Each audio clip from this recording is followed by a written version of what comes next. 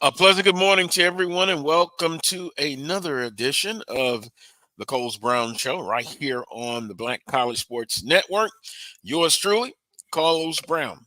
Here's what's coming up. I simply call it the guest menu. Southern University defensive line coach, Coach DeMarcus Miller. He visits the Carlos Brown Show. Plus, Charles Edmond of the Alcorn State Radio Network, our basketball analyst, Coach Van Petaway, joins us. And last but not least, AD Willa Brown. That's the guest menu for January the 20th, right here on the Carlos Brown Show. Here's simply what's trending. Southern University releases their 2024 football schedule. We'll get into that. Finally, getting it done. A very interesting schedule and a good schedule, just in my humble opinion. Southern University men's basketball. Oh my. Loses in overtime to Bethune-Cookman, up by double digits. But hey, Bethune-Cookman gets it done. A lesson learned? We shall see. Coach Petaway will break down that basketball game for us. And then last but not least of what's trending, the Bayou Classic on the basketball court. A huge matchup, both on the women's side and the men's side. Grambling State University hosts Southern University. They make the trek up to North Louisiana. And as I've said before many times, North Louisiana is totally different than South Louisiana. That's what's trending. We'll bring in the panel now. Charles Edmond, Coach Van Petaway. Gentlemen, good morning. Quick question. Are you staying warm? Oh, my goodness. What a Arctic blast this past week. But good morning, gentlemen. Good morning. Good morning. Yeah, in Huntsville, it's our city has been locked down for the last 2 or 3 days. Not much traffic out.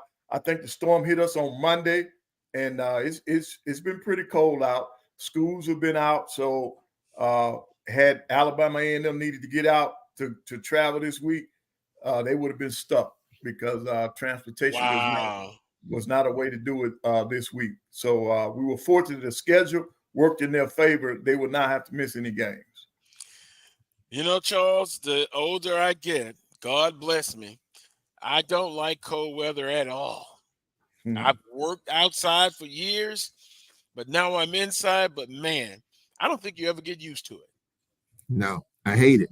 And I'm from the Midwest, and so every year this time in St. Louis, you got 20 inches of snow, you've got below freezing, you've got ice, and here we are in Mississippi, and we're getting this stuff. It feels like Alaska to me. I hate it. Don't want to drive in it. People don't know how to drive in it. Stay off the roads. School just started here on Thursday. Was supposed to start on Tuesday. So you look, most of the state's been paralyzed for the most part. Grocery stores empty, streets empty, but it's going to get better. It's going to warm up, but then we got rain coming, so you can't fool Mother Nature. Right, and I think the biggest thing in the South, Carlos, the southern states are not prepared for just a little snow and ice. See, we get like 3 or 4 inches, it paralyzes our city, and that's nothing for the Midwest. They get 3 or 4 feet and they still function. But, just a little snow and a little ice, it paralyzes our cities because we don't have the equipment. Because it doesn't make sense for them to invest in that kind of equipment because you're not going to get these snowstorms or ice storms that often. So I see their rationale, but that's the reason why schools have been closed. We've been out for a whole week. They have not been able to go to school all week. Well, it's all about making adjustment, and you're absolutely right. The deep South, the South shall rise again, and the temperature in Baton Rouge, it'll be in the 70s. My goodness! But anyway, on to what's trending. Our topics.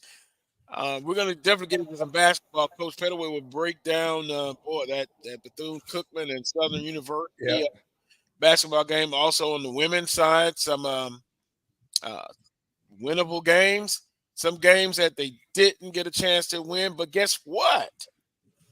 It's all about getting a split on the road. But, for Southern men, they had an opportunity to win both games. But we'll bring up the 2024 Southern University football schedule, and I'll bring up my information as well. A very interesting schedule as we see. August the 31st, they start off with McNeese, and then you got the Pete Richardson Classic. You can see that as well. September the 2nd, then you got, of course, JSU, Prairie View A&M. You see Nicholls State on there. Texas Southern, October the 12th. Homecoming, Alcorn State, and I guess that's why Charles is shaking his head. But you know what, Coach Pettaway? Somebody has to be the homecoming opponent. Yep. Somebody. So people just need to get off of that. It's better to have an Alcorn at a homecoming game than, let's say, Lincoln University. And I think it's going to be packed. Absolutely. Yeah. And you see October the 26th on the road in Tallahassee, defending Black College National Champions. And then, of course, November the 2nd, Southern University. I'm going to have to get to the budget director and see if I can get to Huntsville. It's been a while. Come on. Bring it on. And then November the 9th, you got Bethune-Cookman. Then you got UAPB, and then the Bayou Classic. But Savannah State, first-time opponent in the Pete Richardson Classic. So the 2024 football schedule, I think it's a very good schedule. You got two Southland teams you're playing. You're starting off with McNeese. Then you have Nicholls State. Your SWAC opener is against Prairie View. And then, of course, now I've got to make adjustments. I always talk about making adjustments, so I got to make adjustments as well. That Jackson State game, to me, should always be in October. But it's in September, September the 14th. But other than that, you've got a new coach, Coach Graves. I think it's going to be a very, very important and outstanding 2024 football season. Charles, your thoughts on the schedule? Well, I'm saying kudos to Southern University and other schools for releasing these schedules this early. Typically we don't get these schedules until March, somewhere thereabouts. But you're hearing information about when is homecoming for some of our schools. Ours is going to be UAPB first week in October. So I'm glad that Southern, and ours isn't quite released yet. I think in the next few days it will be. But I'm glad to see Southern release their schedule this early so people can plan and make their hotel arrangements and all of that, make their travel arrangements. But a good schedule. Clearly Jackson State early on. I'm like you. I've always liked that Southern Jackson game kind of in the middle of the season.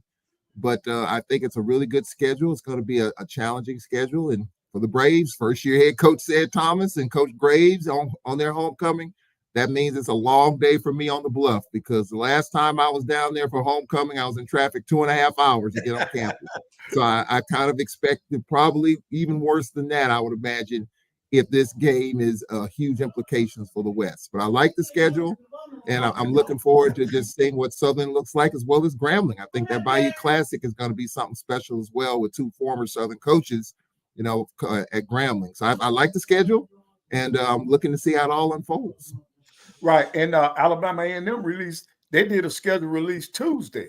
Yeah. They released their football schedule on Tuesday. So I'm like you, Charles. I like the fact that they're getting it out early, because Tuesday night we were on the phone, we were on a conference call, and my brothers and we getting our trips lined up for football. So that's a good thing for the fans, because you can get it in early, especially for hotels and reservations and things like that.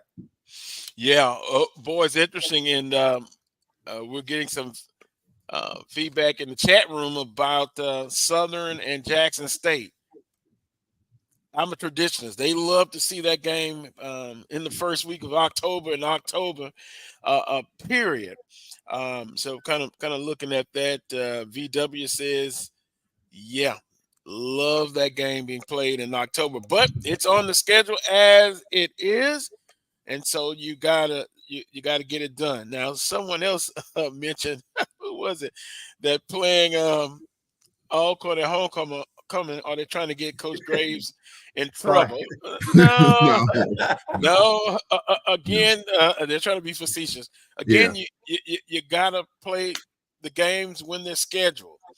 Yeah. And for Coach Graves, who we had on a couple of weeks ago, that staff and those players, they're going to welcome the challenge.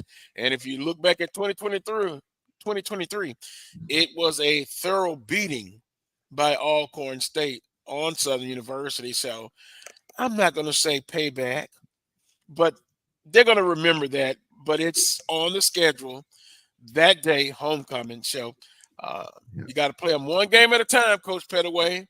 Oh, You yeah. go 1-0 for the week. So Southern University releases their 2024 football schedule. Now, on the men's side in basketball, Southern loses in overtime to Bethune-Cookman University. I watched it on the CAT Network. Yep. Southern University had control of the basketball game for the majority of the game, Coach Pettaway. But in overtime, it slips away, 83-81 to Bethune-Cookman. A lesson learned, I guess a painful lesson, correct, Coach? Well, yes, because, Carlos, I look at it more this way. Bethune-Cookman won the game versus Southern losing the game. Okay, Bethune-Cookman, they slow walked them down. And I'm like you, I watched it on their network. So I was able to watch the game, and I was real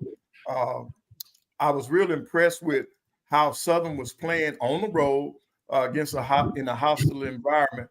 But what happened to them when I think the momentum switched when Bethune-Cookman tied the game up in regulation, and then Joseph had a couple of plays where he went to the basket, and it didn't go the way he wanted it to go. But when you look at the overtime, Bethune-Cookman won the game from the free throw line. You know, they shot free throws. They were 7 out of 10 in free throws in overtime now. So and Southern was only 4 for 7. So for the game, when you only shoot 67% from the free throw line, that will get you in a close ball game. Because when you look at the scoring, Joseph led Southern with 31 points. Davis had 20. Number 22 had 12. And Bethune-Cookman had 4 people in double digits. So they spread their offense around a little bit more. And for the first time, Southern's bench did not come through like they've been coming through.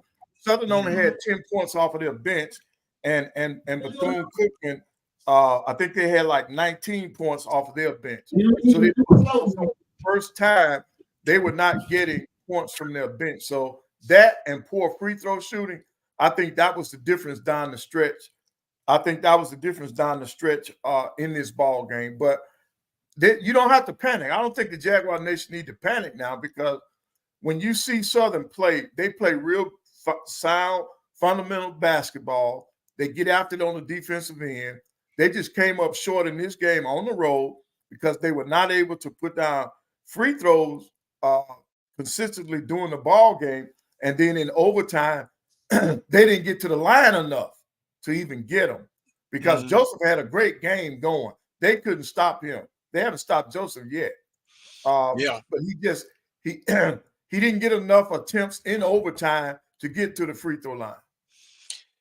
Coach Pettaway, interesting point. Free throws, and if I'm looking at it right, 19 of 28, right, 67%. Boy, Bethune-Cookman. Well, I'm not going to say home cooking. You know, I'm not going to get on the refs. But 36 attempts. Right. You know, and I know some people will say, well, wait a minute. Also, second point, a Southern alum text me, and he thought, in his opinion, that Southern maybe should have went into a zone in the second half when Bethune-Cookman was making that run. Now, I'm no basketball coach. That's why you're on here, paid the big bucks. What do you think about that? Zone versus to me, Southern's man-to-man is their mantra to me. Right. Defensively.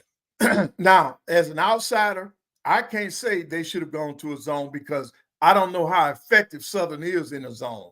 You know, that may have been that may have worked against Southern going to a zone. Now you got to look at it now. Their man-to-man got them a lead. Why would I switch? They were doing a pretty good job in that now. So you know, it's easy to say that, yeah, you go to the zone. You don't know if the personnel that he had to play the zone, if they were going to be ready that night. And you don't want to get Bethune-Cookman going. And see, this is the other thing you got to look at. When you look at the free throw disparity, Southern never had to foul to get back in the game. So these free throws, this was just how the game was being played, where Bethune-Cookman was getting to the line more. And Southern, the Jaguars had to take advantage of the few free throws that they were getting by shooting a better percentage. You only lost this game by 2 now. So, you know, 3 free throws and you win instead of 3 misses. So I think Coach Johnson believes in his man-to-man defense, and I think you stay with your strong suit. I didn't see where a zone would have helped them. I just didn't see where a zone would have helped Southern. Well, and you know, Charles, and Coach Pettaway, I just say you give credit to Bethune-Cookman. Right. You know, they won it. Southern could have, should have won it, but they didn't. It got away. You know, you could say a lesson learned. And then also I had to sit back and think, win at home and split on the road. Right. That's what they accomplished. But I could also see, Coach Pettaway, that it was right there for Southern. Right there for him. So, yeah, you look at it. Yeah, this one got away. That's how you have to look at it. This one got away. I know in that locker room, he talked to them because I promise you now, the Jags played well enough to win that game. Bethune-Cookman made plays down the stretch to force it to get it to overtime, and then they won it from the free throw line. We'll take a break and we'll come back. We'll talk with Charles Edmond and get his take on what has happened so far. Also, on the women's side, Southern University dropped their first game of that Florida trip to FAMU 59-53, but then they come back and they get a split. They defeat Bethune-Cookman 71-66. So Southern University is still early. A lot of teams are battling, and we said it was going to be a competitive conference race. We can see that. We'll also take a look at the SWAC standings, albeit early, very competitive. That's the word I would use. We'll take a timeout. You're watching the Coles Brown Show right here on the Black College Sports Network. We shall return. Supermarket sushi, really? No. Wait, Troy, you work here? I'm never not working. Like Head & Shoulders Scalp Shield technology, up to 100% dandruff protection, even between washes. Never not working, huh? Oh, Troy, you're such a good teacher. Yeah, I know. Never not working. Never not working. Never, ever not working. Are you serious? Never not working. Dandruff protection that's never not working. Head & Shoulders Scalp Shield technology. The human voice has always connected audiences with experiences. Major brands all across America have trusted Kever's voice time and time again. Conversational, powerhouse, intelligent, and sincere. That's the voice you need for your creative marketing process. KEAVERSVOICE.com. Kever's Voice, Kever's Voice, KeversVoice.com. Always on, all the time.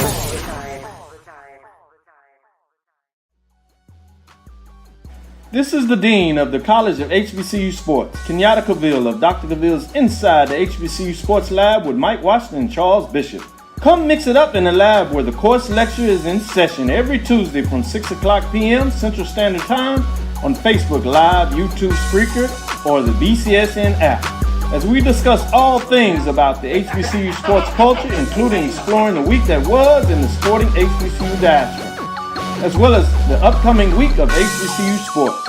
With me, the Dean, the College of HBCU Sports, on Dr. Cavill's Inside the HBCU Sports Lab with Mike Washington and Charles Bishop. Course lecture dismissed. At Hampton Law, our primary goal is to provide non-traditional yet effective solutions and redefine the approach to client legal concerns. As your trusted legal advisor, we believe in sophisticated, personalized services that eliminate the confusion and complexity sometimes associated with legal matters.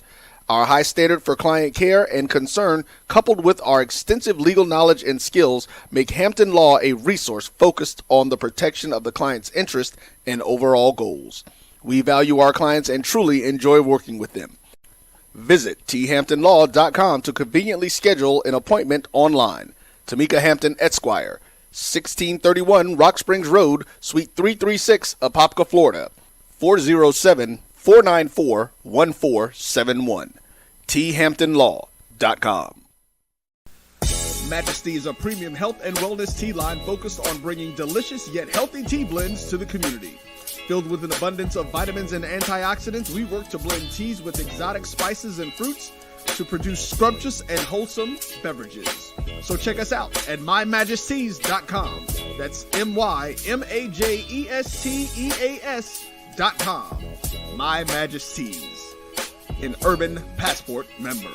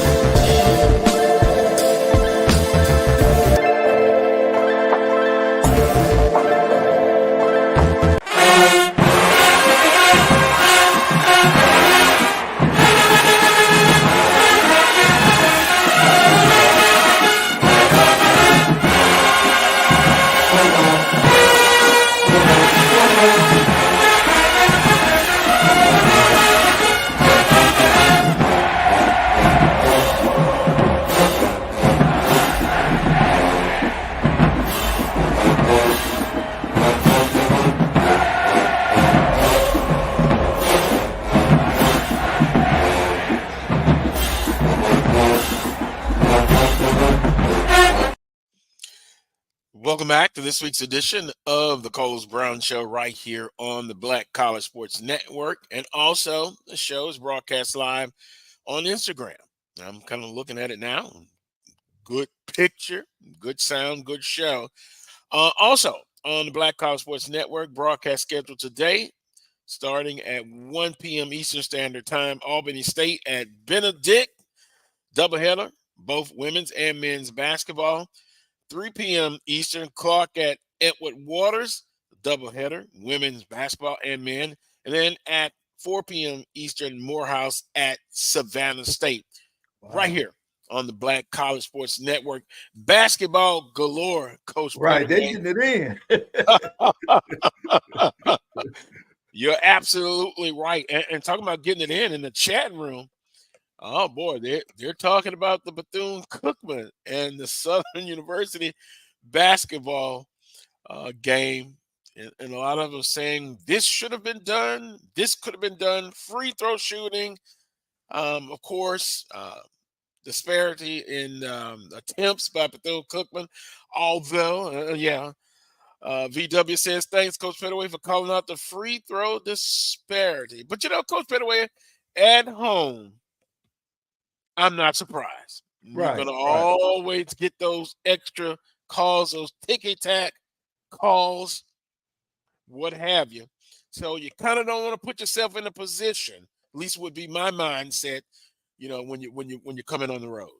Yeah, but what I really like is that the Jaguars didn't allow that. The players did not allow that to come into their head. They played hard until the end. They fought all the way through, even to overtime. Even after Bethune-Cookman tied it up and went to overtime, you still saw the fight in the Jaguars. And as a coach, that's what you look for, man. You want your team to be able to compete no matter what the circumstances are. So I'm really proud of them. I think Coach Johnson has them going in the right direction. And that's just one game now. That's just one game. I don't think there's going to – I know for a fact I don't think there's going to be a team to go undefeated on the men's side in the league anyway. So that's only one game. and they can get that back. That you look down on the schedule, you say, well, we'll get that one back somewhere else, and that's what you have to do. That's the mindset that you have to have. Yeah, Charles, I love Coach Johnson to death. So far, you can see big non-conference wins.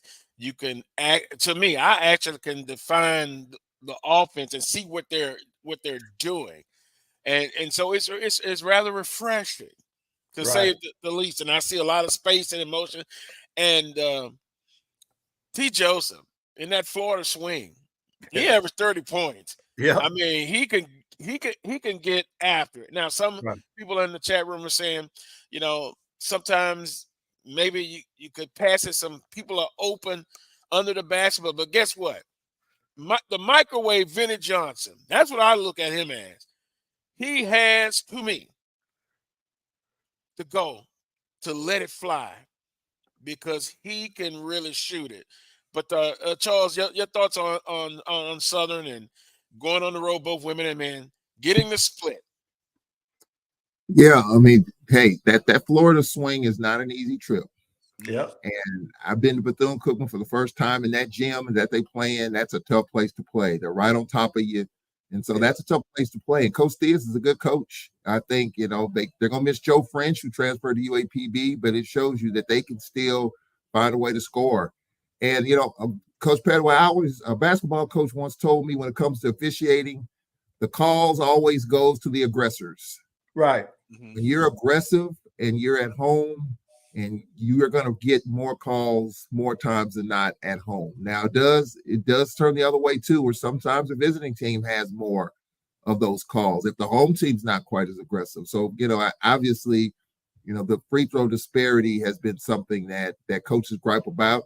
But I think for Southern University, I think it's a lesson learned. And I think, I think you're going to see them again. I mean, I think they're coming to Baton Rouge. I think Florida teams. Right. So, just put that notch on your cap. You learn from it, and you roll forward. A lot of basketball in front of you, but that Florida swing, the Texas swing, the Florida swing. I think the Florida swing is the toughest, and we got it next week. And so it's not going to be easy for any team to go into Florida and get it done. We've seen it happen. Last year we won by possession at the buzzer at Bethune-Cookman. So it is not easy to win down there, but tough deal for Southern University. Right, and you just got to look at it this way. In basketball, at least in your division, you get that same team to come on your home floor. So, you got them coming back. So you can pick that win back up.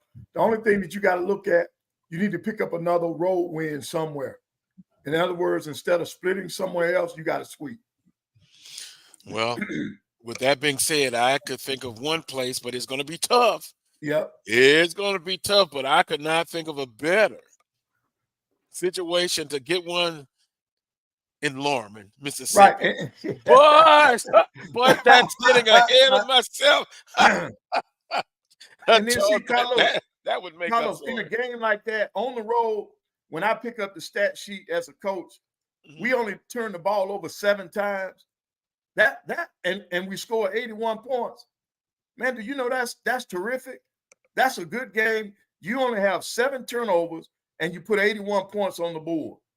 So that's a very big positive for your ball club. And then you give them that plus, but then when you go on down on your stat sheet, you say, well, fellas, we were 19 out of 28. We only shot 67% from the free throw line. So, those are things that can be corrected. You can go to the free throw line, put your free throws down. You make sure that your best free throw shooters are the ones that are going to the free throw line. So on the men's side, that was just a game that just got away from them. But on the women's side, Carlos, to me now, there were a lot of upsets, I feel, on the women's side, especially Saturday.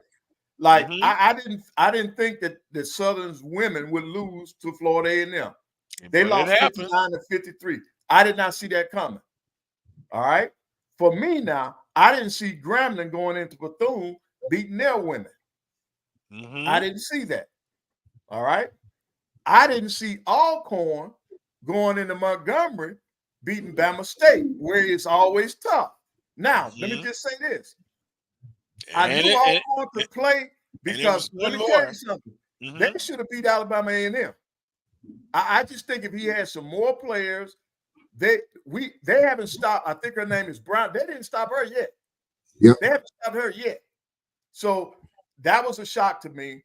And then, of course, the big one was Texas Southern beating Pine Bluff. Yeah, I didn't see that that is a coming. big one. Yeah, right. I did not see that coming, and all that took place on Saturday of last week, and then of course the on Monday. To me, there were no upsets. Oh yes, it was. I'm sorry. Mm-hmm. It was to me. It was an upset with Valley going on the road beating Texas Southern. Yeah. Right. Now, Valley women beating Texas Southern. Yeah, I'm sorry. Go ahead, Carlos. No. Excellent point, and that's what I was telling some people. You know, I know you're upset that Southern let one get away, but correct me if I'm wrong. I think it's tough to win on the road. You got some tough games throughout college basketball. Yeah. Look, so UAPB loses to Texas Southern, then Texas Southern comes right back that Monday and lose a ball game. So to think, you know, I guess I kind of understand what they're thinking. You got let one get away, but you have an opportunity to make up for that. And nobody, as you stated, nobody's going to go through this conference undefeated. Right. On either side. Now, let me stop there. Some may say Jackson State women, you know, may go undefeated, but I don't think so either. They're pretty good now. They're pretty good.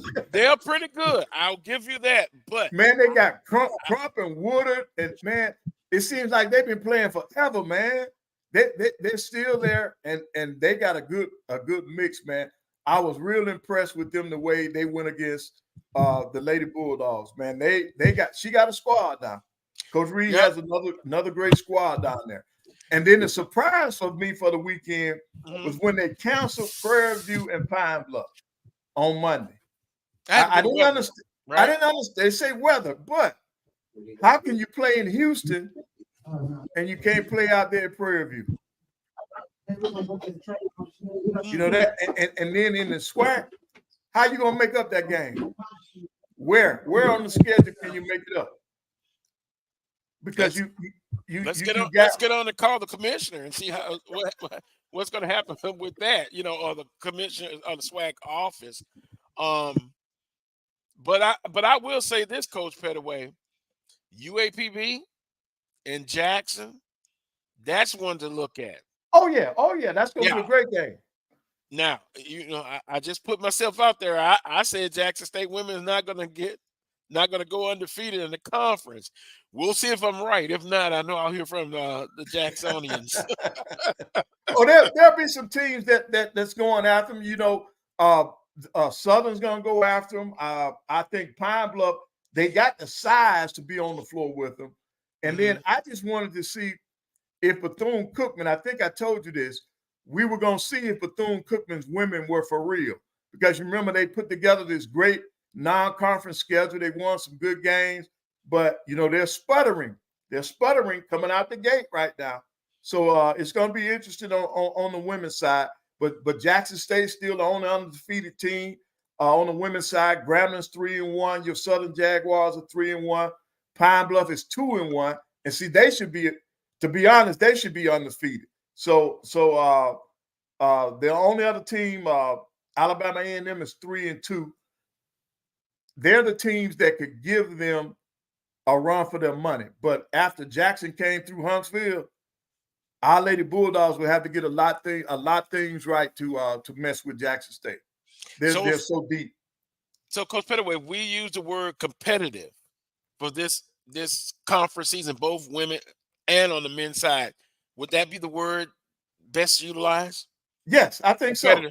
I think so. But now you say Jackson State will not go undefeated. There's a good chance that might be true, but these teams have to play a perfect game because they're so deep. Jackson State goes deep into their bench, and they got veteran players.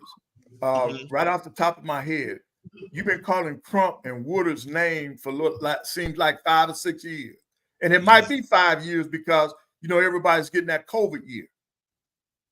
And so they got a good squad. They got a good squad, and it's going to take an almost perfect night for a team to knock them off. And it can happen. Yes.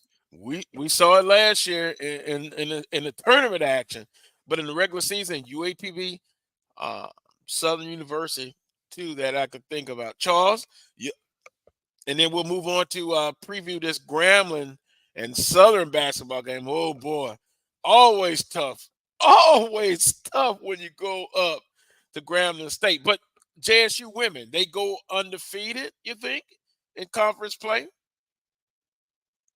Oh, you're muted. Charles, you're muted. Charles, you have to unmute your mic. Yeah. I'm sorry. Yeah, I think it's going to be tough for Jackson State's women to go undefeated. They even though they're probably as deep as they've been, you got a Valley transfer, and then you've got Kid Avent, who's a TSU transfer, who's a volume scorer. They're deeper than they've been, but I just think that on certain nights that they may not all those pieces coming together. I think UAPB, I just think they got a reality check when they lost to Texas Southern, and then TSU, the hangover from that, they lose to Valley after blowing a couple of leads. Mm-hmm. So I think for Jackson State, it's going to be tough.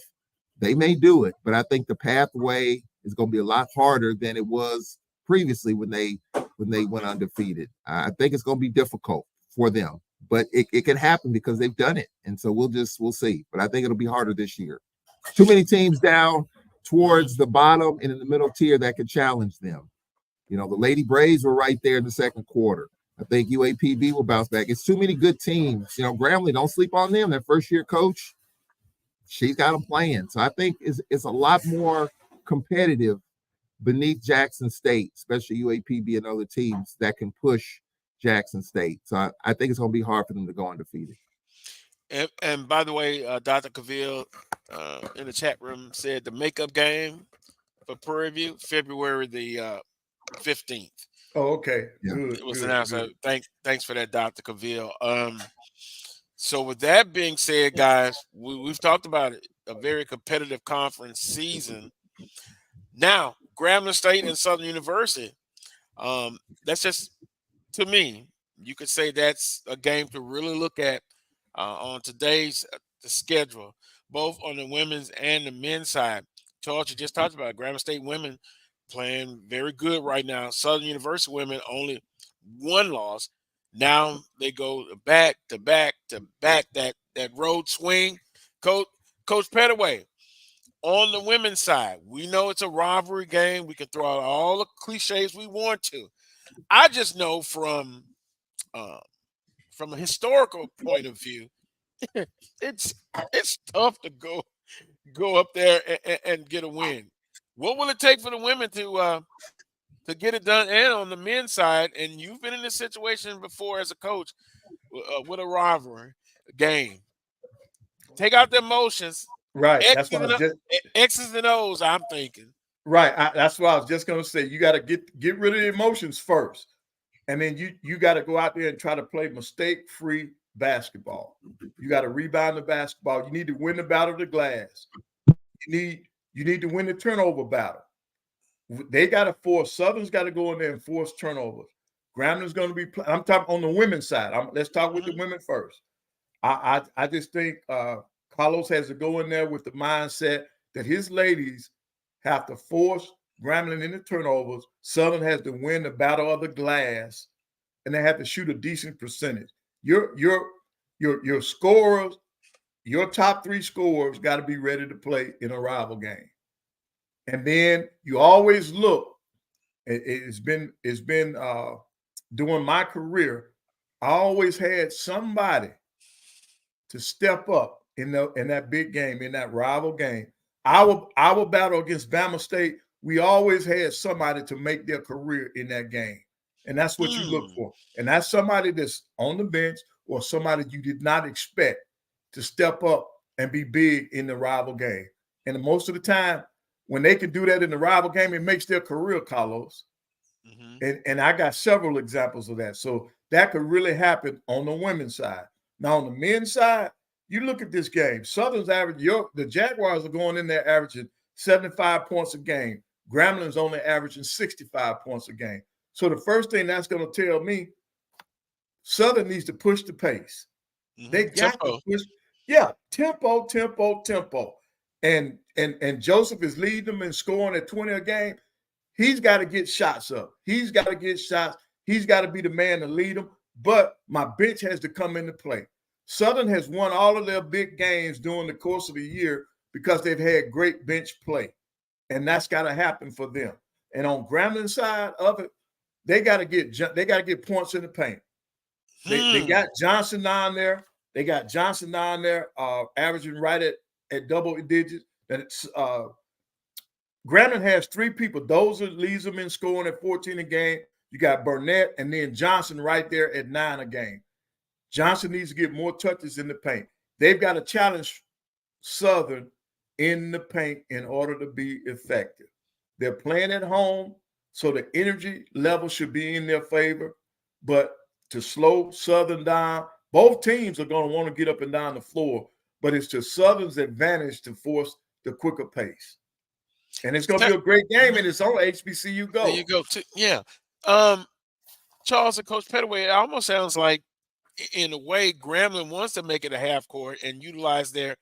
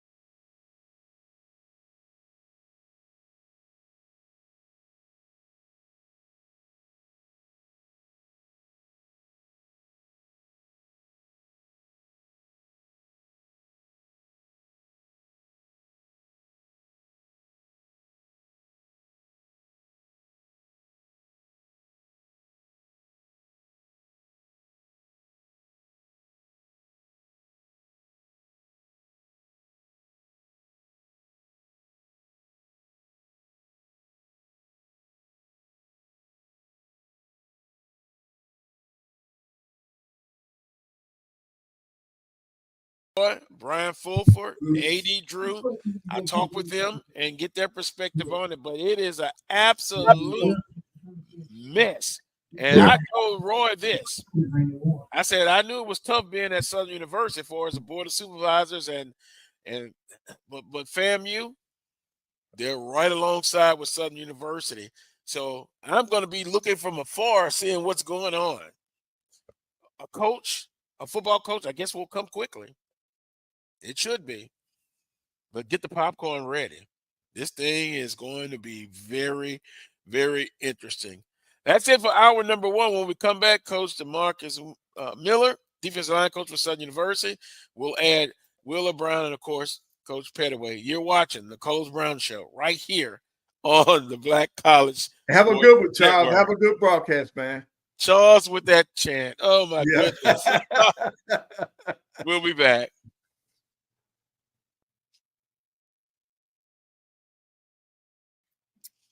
Yeah, I guess we're not going to be back. Okay, all right.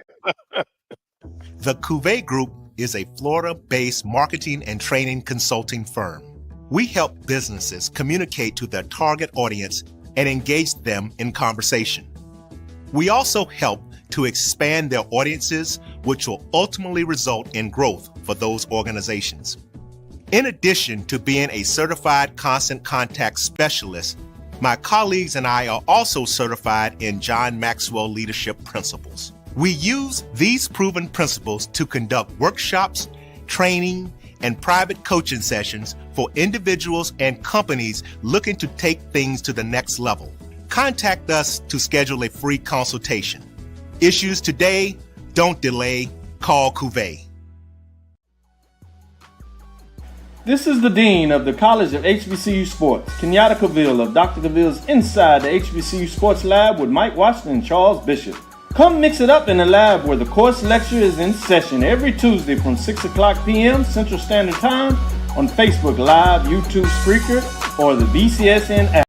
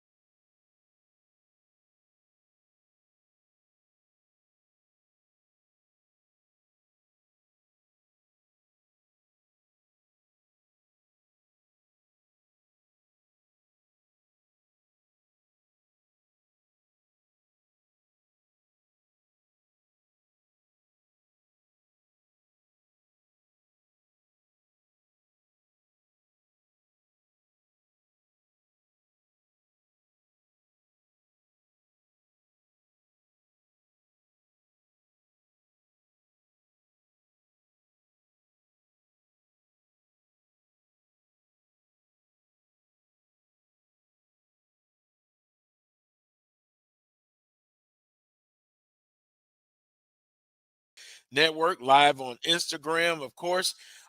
Coach Miller and Willa Brown will bring both of them up in a second right here on the Coles Brown Show. Of course, DeMarcus Miller, Coach Miller, a defensive line coach at Southern University, also played at Southern University, and also one of my favorite Southern University football players of all time. There's Willer, A.D. Willa Brown. Willer, you look like you're not cold, but I'm sure Baltimore is getting the cold weather like we had in the South. It's 20 degrees here right now. Oh my goodness! Well, you're used to it, Willer. give or take a degree or two, but it's okay. We got 3.5, 4 inches of snow on yesterday. And but today is just cold, and it is what it is. This is Baltimore weather, so I won't complain. No, it won't do any good anyway. And then, of course, a big football game, a playoff game. Definitely, that I'm interested in this afternoon. Boy, two outstanding quarterbacks, one a rookie, one an established guy. Go Ravens! Go Ravens!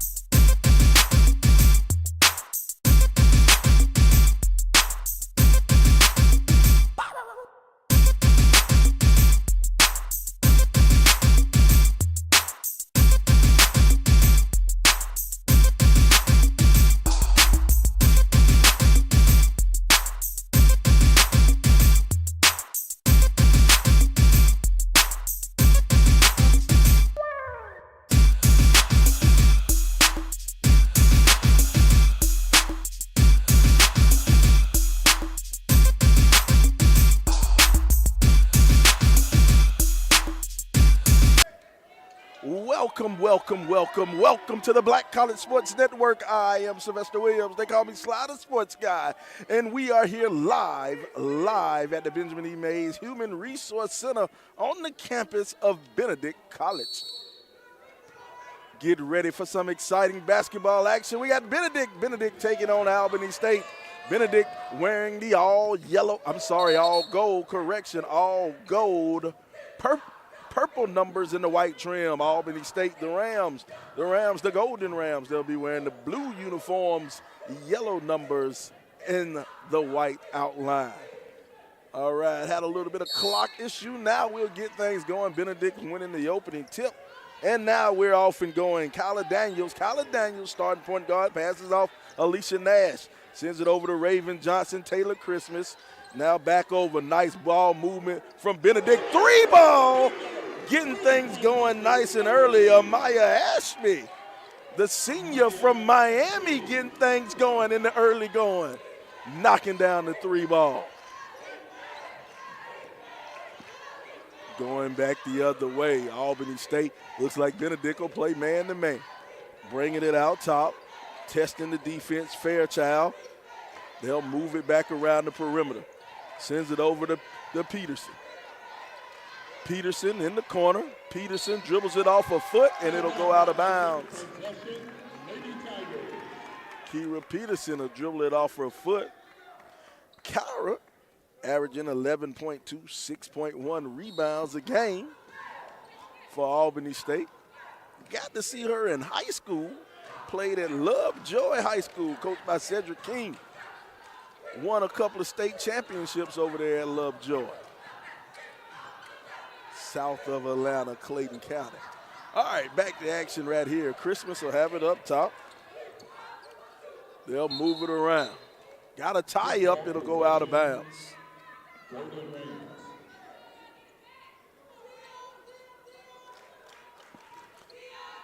Possession arrow says it'll be Albany State ball. Now look, pull up jumper at the free throw line, no good. Christmas with the rebound. And now they're off and running, going the other way. They'll pull it back. Picks up her dribble, Daniels does. Daniels sends it over to Nash. Back out top. Johnson back. Moving around, Ashby over to Taylor. Christmas sends it down low to Johnson. Johnson working. Johnson puts it up. Ooh. Throws it behind the backboard. It'll be out of bounds, and it looks like Benedict's going full court man-to-man. Put a little bit of pressure. Albany breaks it easily. They'll send it over in the corner. 3-ball. Peterson shoots that long. Another rebound for Christmas. There's your 3, launcher from long range. That one doesn't go off the back of the rim. Peterson with the rebound. Now she'll lose it. Stolen away. Tie up, but Benedict will still maintain possession. Tried to get her down low. Couldn't get it. Missed her. She was wide open. Waited too late. Oh, in the passing lane. Peterson scrambling for it, but she stepped on the line and will go the other way.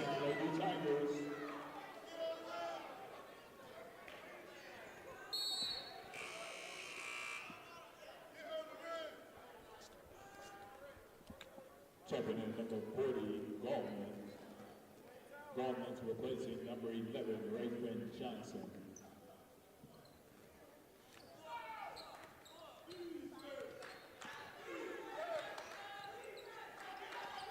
They'll pick it up now. Christmas working, slips. They'll have a foul, wet spot on the floor, but they got the foul to bail her out. They're going to call that one on Fairchild, Yasmin Fairchild, out of Lawrenceville, Georgia.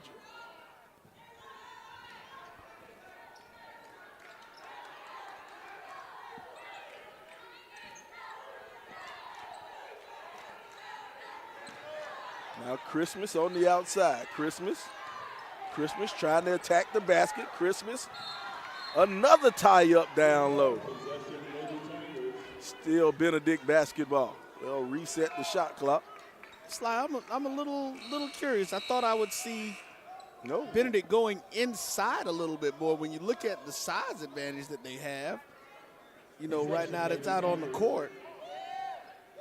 Yeah, when you see Raven Johnson or Maya Ashby and Taylor Christmas, you would think they would try to work it down low. There it is. Oh, couldn't get the entry pass. Now we'll go back the other way.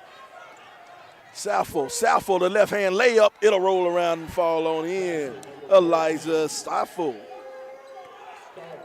the junior out of Birmingham.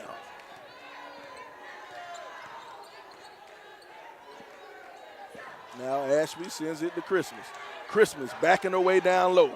Christmas kicks it back out. 3-ball, top of the key, in and out. Didn't stay down. Ball tipped out of bounds. Will stay here. It'll be Benedict ball. Yep, Roy, you see that height advantage. Well, not just the height. I mean, there's a size. Size advantage and all. You figure the muscle that Benedict has on the inside, push around. I saw Christmas. She was trying to get that position. And that's what she got to be able to use that when you're down low. All right, here we go. Pushing it up court is Peterson. Peterson had a pocket pick from behind. They'll throw it up court. Out in front of everybody, another tie-up. Man, Roy, that's about 4 jump balls we've had so far, Roy. Yeah, these Albany State players are getting their hands on the ball.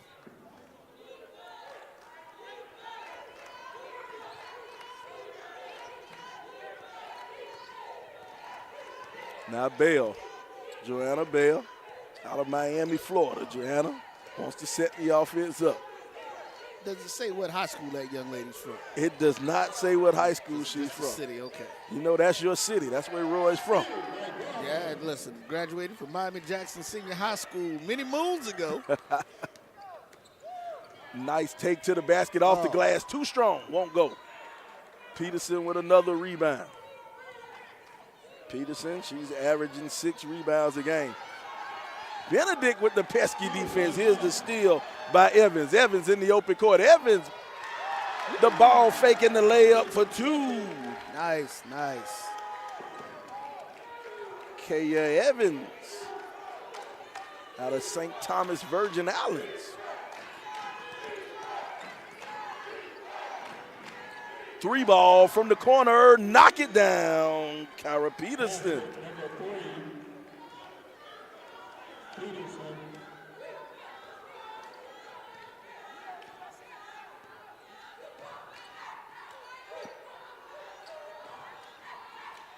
Christmas from long range, too strong off the back of the rim.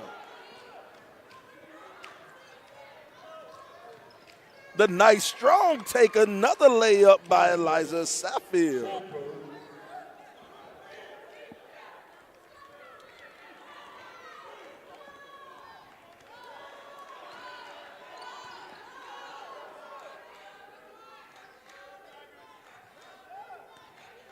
Benedict will have it, trying to set that offense up. Christmas up top.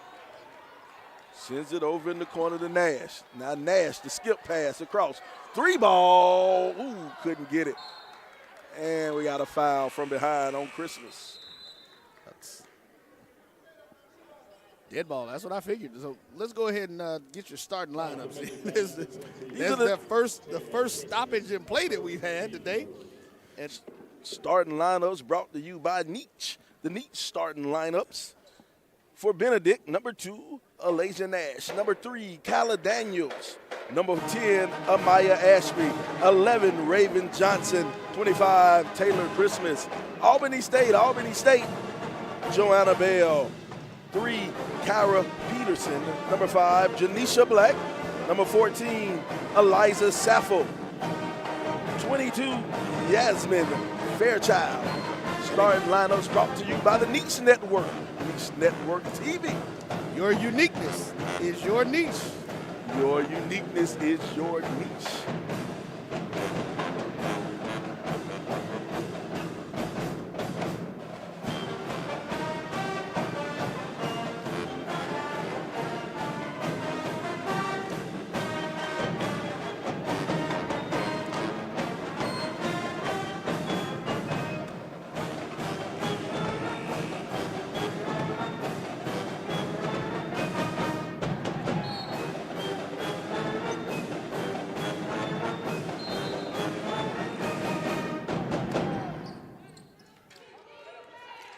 heard the Benedict Band of Distinction in the background, providing some entertainment during the ball game.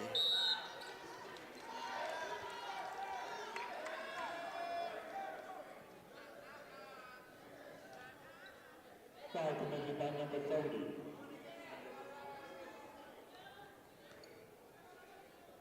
It's Monique Christian.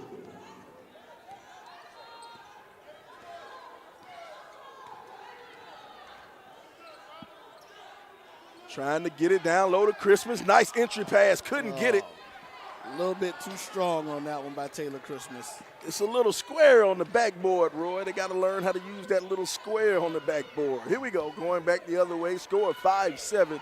Albany State on top of Benedict. Yeah, because you know in today's world, the bank is open on Saturdays. The bank is open. Scramble on the floor. It'll go out of bounds. It'll be Albany State basketball.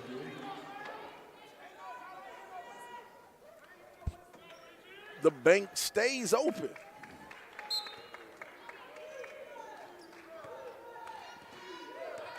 Here we go, one more time. Albany State, they'll have it. Side out, feeling the pressure. There's your trap. Ball stolen away.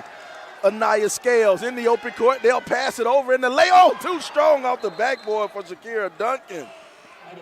Duncan too strong off the backboard. Oh. Right there. That was a great defensive play. She stepped in front of there in that passing lane, man. Just was not able to convert and get those 2 points on the board. Gotta get those. Gotta get those. Here we go.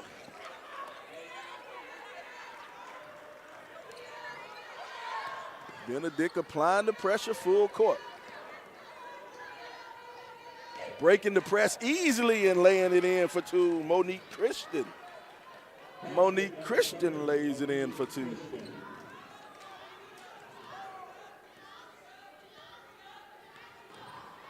Five to nine. There's your layup for two. Easy. And look what she did. Use the backboard. Put it in the little square. Put it in the little square that usually goes in when you hit it in the center of that square. Here we go. Albany State breaking the pressure. They'll send it back up court now. They'll move it around, still full court man from Benedict.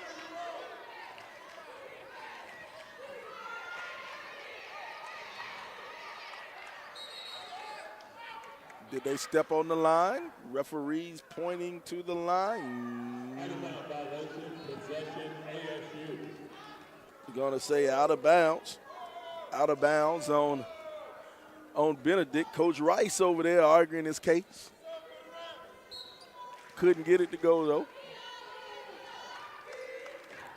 Now they'll pull back and go the other way. Here we go. Bell wants to set that offense up. Bell being guarded by Duncan. They'll drop it off. Feeling the pressure. Nice up and under. Jumper, no, couldn't get it. Christmas with another rebound. Christmas leading the way with 4 rebounds for Benedict so far. They'll get it to Christmas. Christmas fall away jumper, no.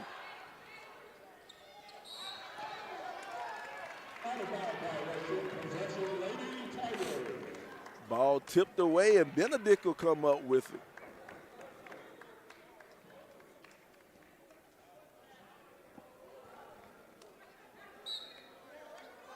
They'll take it out on the baseline. And they'll get it into Christmas.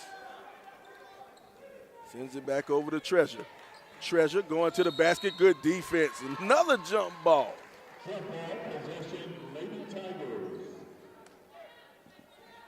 We might have a record for jump balls tonight, Roy. They'll get it back into Christmas. Christmas attacking the basket. Kicks it out. 3 ball on the wing. No. Puts it up. Tries to get it in. No. Gets her own rebound and kicks it back out, but we got a foul. Ty Treasure working hard on the boards. The senior out of Kingston, Jamaica. I know she's not happy with this weather in the teens these last couple of days. Look, I know what she means. Being from South Florida, man, this is not the stuff that we were looking for or used to. Ball out of bounds, and it'll be Benedict ball. Great defense by Taylor Christmas. Yeah, the young lady is arguing that call. That looks like Miss Holmes. And, you know, technically, she could argue the call all she wants, but technically it was a charge. Christmas had perfect position. That's what I was about to say. Taylor was in perfect defensive position, and she just ran into her and lost the ball at that point. Exactly. If Christmas would have failed, she probably would have got the charge. Yeah. She would have got the charge. So be happy that it was just an out-of-bounds call.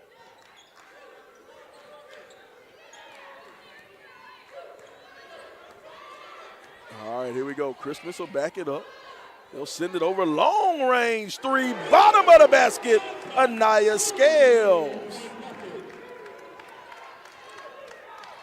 The freshman from Charlotte knocking down the long range three. Benedict will take the 1-point lead. There's your trap coming, easily broken. Now she'll dribble back into it. Dribbling around the court.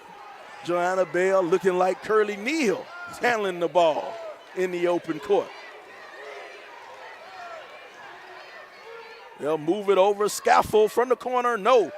Gets her own rebound. Fights for it. Puts it up. Rolls around and falls on in. Eliza Sappho.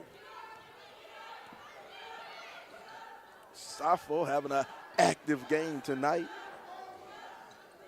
Right now I have her for 6 points so far in the early going. Attacking the basket, no rebound, put it up, put it in. Raven Johnson. Raven.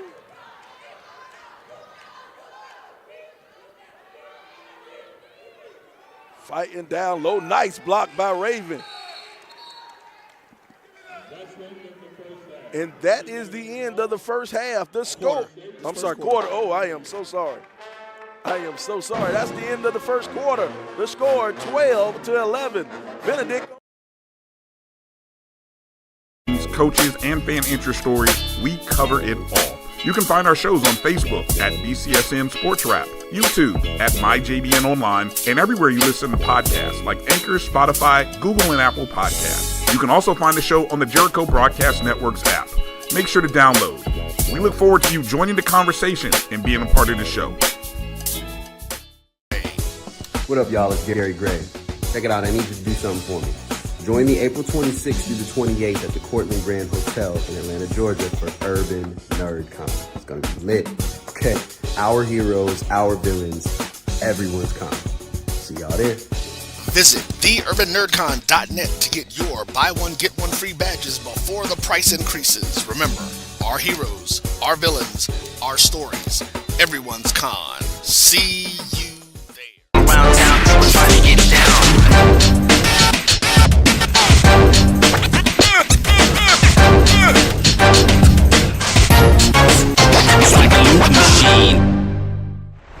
Since 2002, Empowerment Resources, Inc., a nonprofit. And we are back.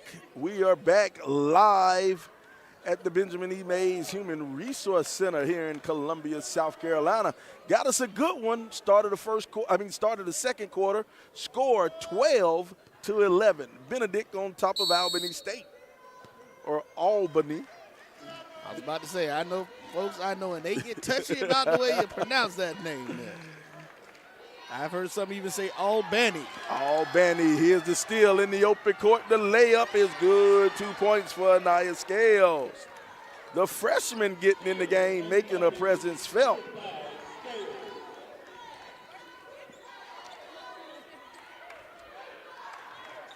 Working around now. Nice cut to the basket, scramble on the floor. Another tie-up and another jump ball. We are going for a jump ball record today.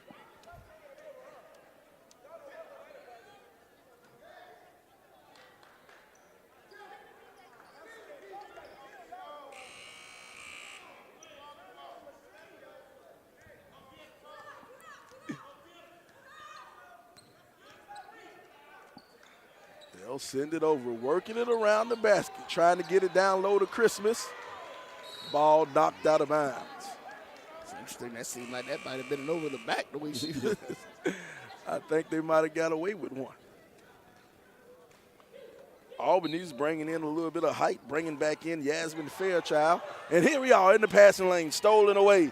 Melena Holmes. Holmes in the open court. Holmes foul from behind. Raven Johnson will pick up the foul. Is somebody finally going to the line? It looks that way. I thought that was a good defense play. Let's take a look at that. Take a look at the replay. Errant pass.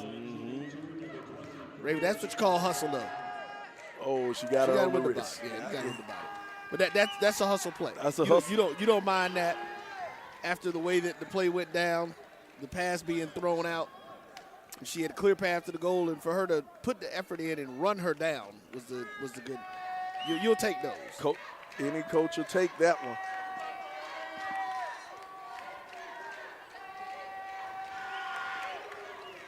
Second free throw's good. Holmes knocks down both of them.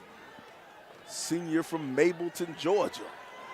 Uh-oh, defense from Albany with the steal. They'll push up, and now we'll get the foul. Chelsea Hill, the 5'7" senior, will go to the line and shoot two. Checking in for the Lady Tigers. In number 10, Ashley replaces Raven Johnson, number 11.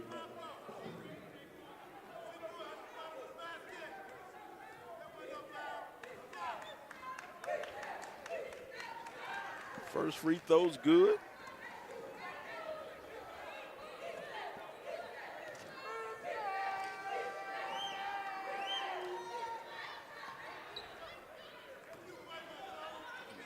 Made both. Albany with a little bit of 2-2-1 pressure. Three ball from the wing. Knock it down. Jalissa Knowles out of Forest Park.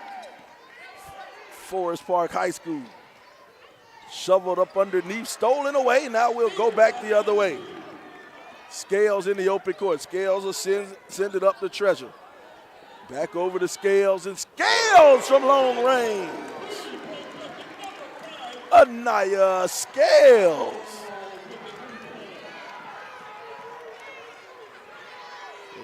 Buckets. Right back at her, no fear at all.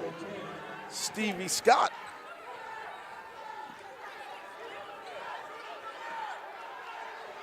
They'll send it over in the corner one more time. Three ball.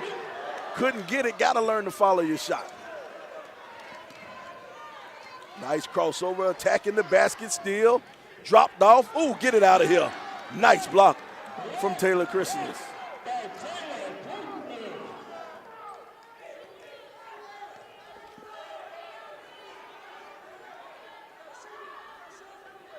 Three ball, top of the key, it won't fall in. Rebound brought down by Albany State.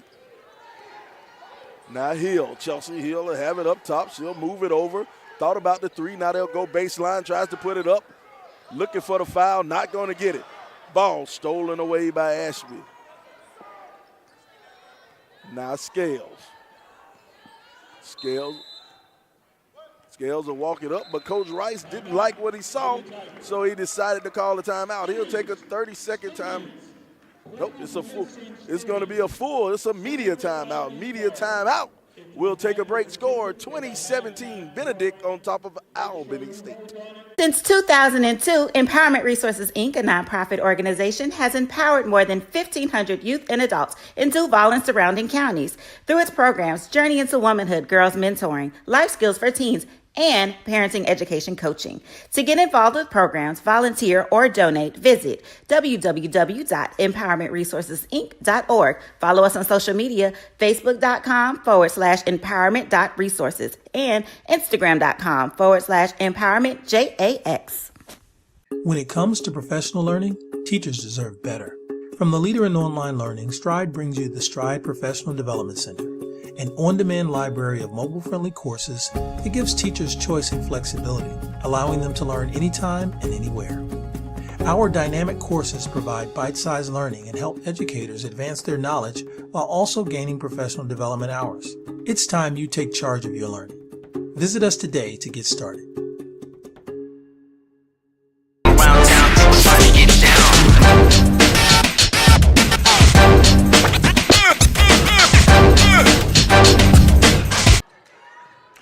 welcome back, welcome back, welcome back.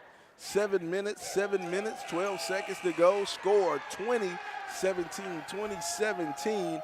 Benedict on top of Albany State.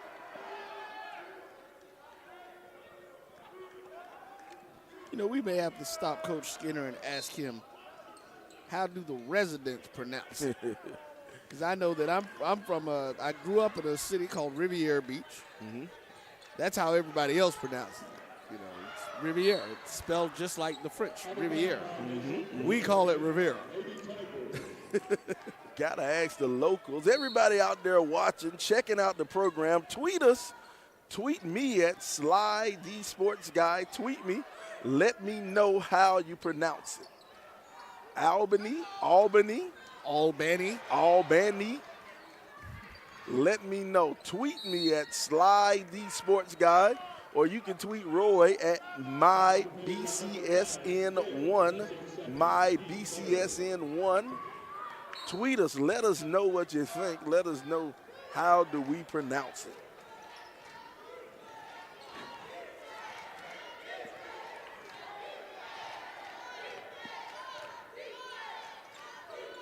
And the folks down there, they will let you know. Yes, sir. Almost stolen away. Now they'll get it working in the post. She'll kick it back out. 3 ball from Peterson. Knock it down.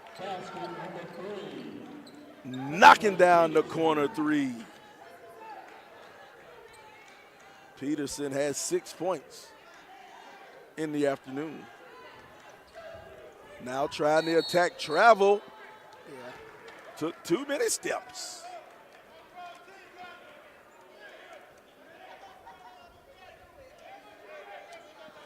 Got a nice crowd out here so far in the early going.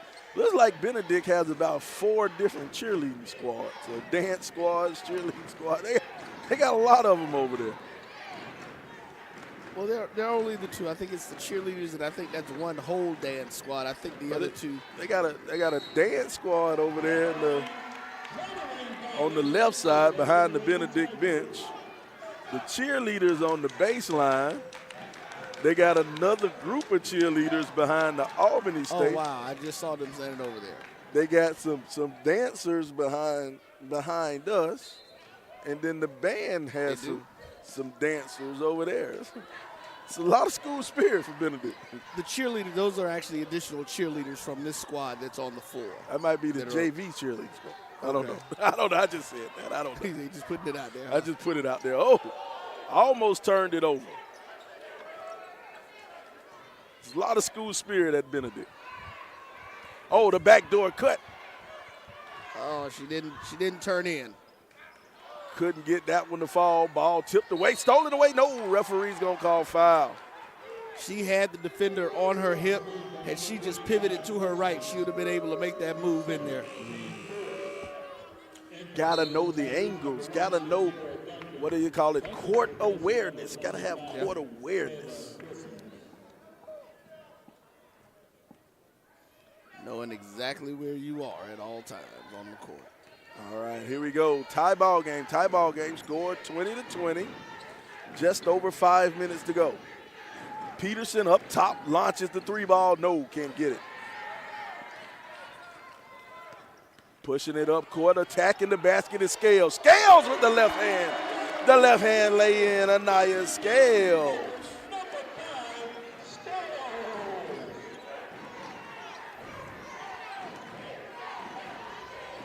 There's your jumper on the baseline. No, it doesn't fall. Rebound brought down by Scales.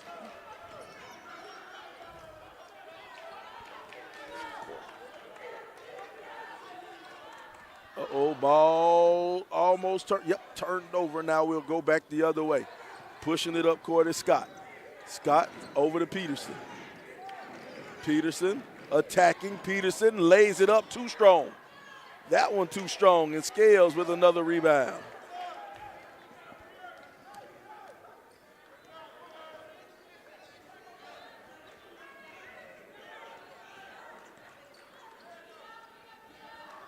Scales with 3 rebounds in the afternoon so far. There's your backdoor cut. Stop, should have kept going to the basket. Strong rebound brought down, ball tapped away, and it'll be Albany State basketball. Nope, referee made the correction. It'll be Benedict basketball.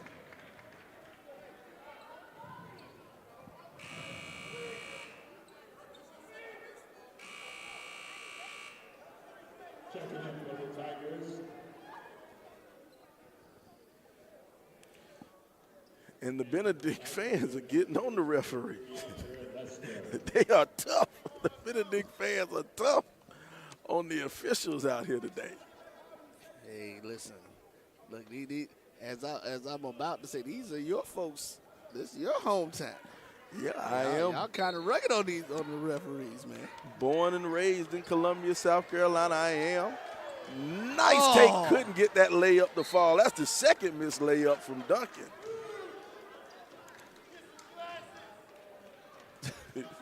You heard him in the As a band now getting into the fray of being hard on the refs. And actually, I will say, I thought that was a push-off. Yeah, I thought it was a push-off. Kind of got away with one on that one right there. Told the referee to get some glasses. I want to take a look at that last replay where she got the ball and went down court, and that move was just a great move. The nice left hand lay in from Anaya Scales. Second free throw, no good, but I think we got a lane violation. Lane violation on that one. Lane violation against the Lady Tigers, shooting another, number 5, 14. Wanisha Black, she'll get one more chance. This time she'll knock it down. 1 point ball game. Score 21-22. A little bit of 2-2-1 pressure. Scales will send it across court to Duncan. Now back over to Scales. Scales stops on the dime, puts up the jumper. Ooh, she should have passed that off. Now pushing, they'll send it in the corner. Eliza Scaffold couldn't get it. Rebound brought down, now they'll kick it back out. Peterson from up top, Peterson for three, no.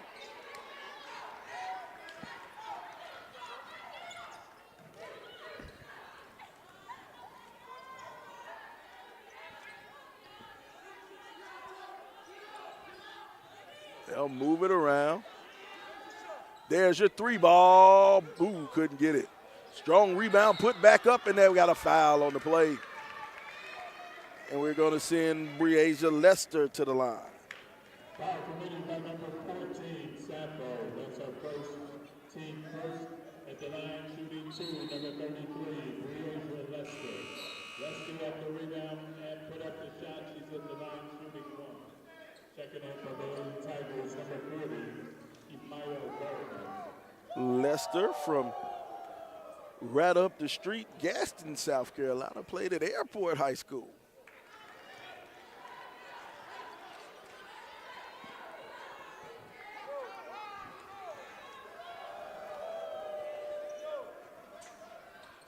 Second free throw's good.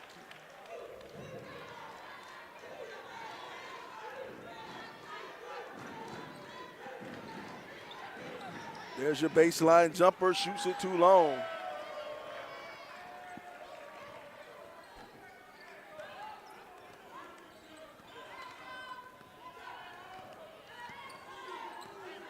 Now he'll pick up a dribble, heavily guarded on the outside.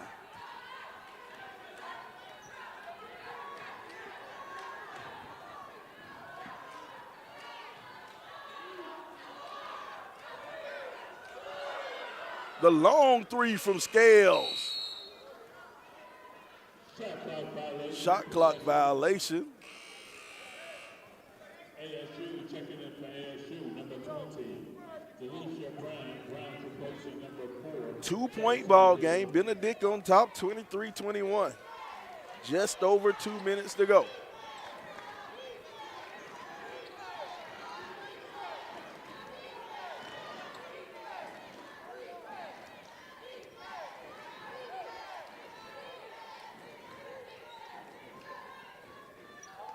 Rebound, fell down, now stolen back away. Benedict will have it. Still a 2 point ball game. Benedict on top. Scales, she'll kick it back out. Over to Ashby. Now Ashby attacking. Travel. Lady Tigers. Correction. Possession ASU checking in for the Lady Tigers. Number 4, Elijah Nash. Nasty replacing number 5, Stowe.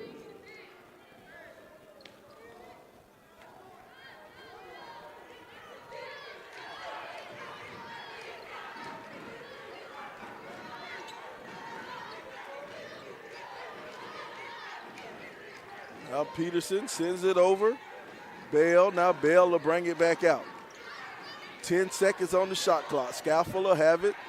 Almost stolen away. Now she'll launch for 3 on the other side. Count it. Knock it down.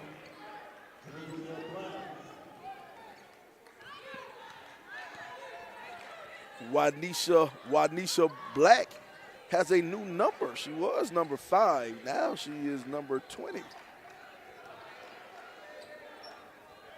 Gallman partially blocked.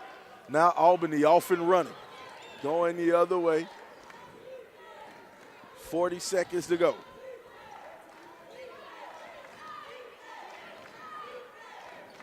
Now Peterson up top. Sends it to Black. Now Black couldn't get it off the backboard.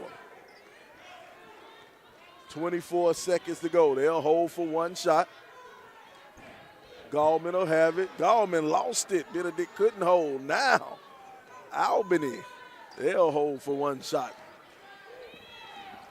10 seconds. 6, 5, 4. In the corner, Peterson shoots it too long. And that'll do it. Here you have it at the half. The score 24-23. 24-23. Albany State on top of Benedict here on the Black College Sports Network.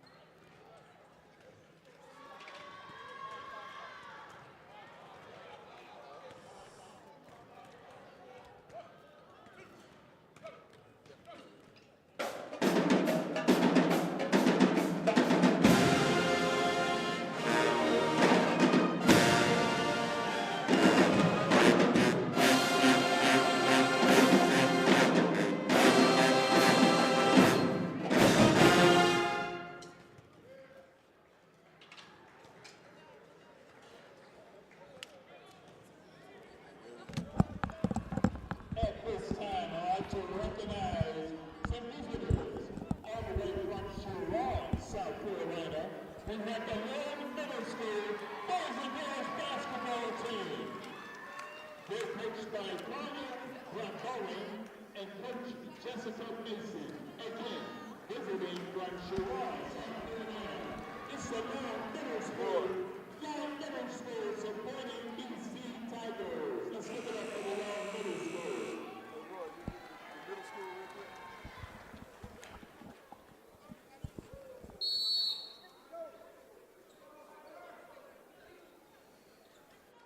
Welcome back, welcome back, welcome back. We are back live at Benedict College at the Benjamin E. Mays Human Resource Center.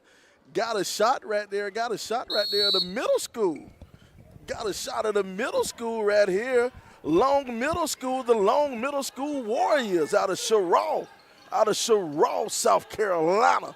We're joined right now by the head coach, Mr. Carlo Bowen. How you doing, Carlo? I'm doing fine. How are you, sir? Man, I am happy. I'm glad. I'm feeling good. My mama told me I was looking good. So, hey, it's a good day. It is a good day. So what brings you here? What brings you and your team to Benedict? Well, we want to come and show the kids a college atmosphere, let them see what it's like. Maybe they get more of a good understanding of what we try to teach them. They get to see it at this level. And, you know, I was talking to Roy a little bit earlier before the game started, how important it is to bring the youngsters, especially in middle school, how the middle schoolers to experience the college campus, the college environment, to see a HBCU, importantly, to see a HBCU and see some of the things that go on to kind of, strengthen their decision to attend the HBCU in the future. I'm just glad that you all are here today. Yeah, we're glad to be here and glad to be a part of it. Like I say, get them to see some history and learn a few extra things, outside of just basketball. Okay. We try to instill all that in them every day that we get a chance to. I got you, man. Glad to have the youngsters here, man. Anything? What's special going on in Charlotte with your basketball program so far this year? What's the outlook for the Warriors this year? Right now, the girls team and the boys team are like 14-4. Okay. We go in our tournament to end our season next week. We start out with Chesterfield, which is a rivalry game. Gotcha. We're going to try to win that one and play for the championship on next Thursday. All right. Ain't nothing wrong with that. Coach, man. Well, we are glad to have you here on the Black College Sports Network. We want to thank you for joining us. Thank you for bringing the kids down to Columbia so they can experience some of this great HBCU action. And hopefully we might have a future Benedict Tiger, maybe a future Albany State Golden Ram sitting over there. Well, we got some good candidates sitting up there. We're going to try to see if we can't get a few of them down here. There you go. Well, thank you, Coach. We appreciate you joining us, All right, Coach. appreciate it, and thank you for having us. All right. All right, y'all have a good day. That's the head coach of the Long Middle School Warriors. The Long Middle School Warriors out of Charlotte, South Carolina. Charlotte, not too far from Columbia. What's Charlotte, about 30 minutes away? Not too far at all. All right, now back to action here. On the basketball court. Got us a good one right here. And it seems like Albany State jumped out to a quick one. Coming into the half, coming out of the half, the score was 24-23. Albany up. Now the score is 30-23. Albany on a 6-0 run. In the early going, in the first half, leading scorer for Albany was Kara Peterson. Kara Peterson had 6 points. And Elisa Sappho, she had 6 points also. On the other side, Benedict, Scales had 10 for Benedict. Taylor Christmas, leading rebounder with 5. Sly, this is Albany State's largest lead of the game. Yep, 6-point lead, largest lead for the Golden Rams. All right, working, now attacking the basket, looking around, wide. Oh, she passed the wide open 3 and decided to take it to the basket. She'll put it up too strong off the back of the rim, does not go. Now Peterson will have it now. They'll bring it back up court. Now Bell, the junior out of Miami, Florida. The state of Miami, as they like to say down there.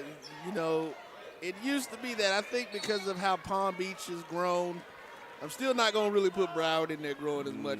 I think more Palm Beach grew larger because, you know, Broward is really landlocked. There wasn't much more space they could go with those two major cities on either side of them. But it is, I tell people all the time, man, once you cross that Dade County line, you have entered an entirely different world. I tell people all the time, Miami is not Florida. Those are two different places. Sort of like Atlanta and Georgia. Atlanta is not Georgia. Don't be confused.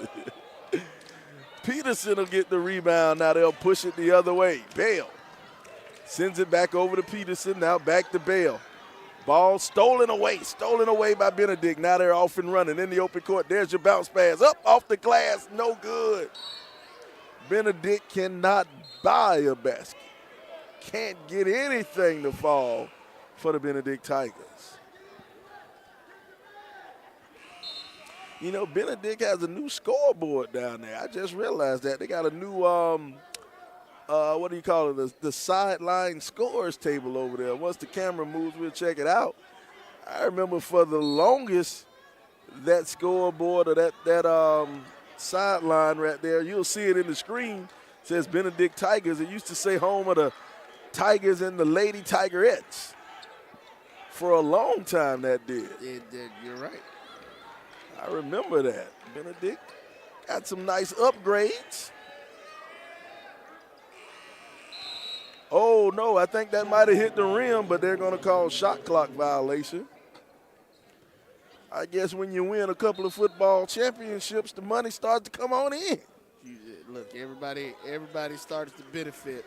As someone likes to say, the rising tide lifts all ships. Lifts all ships. You are right. Here we go. Benedict, now they're going to play a 3-2 zone.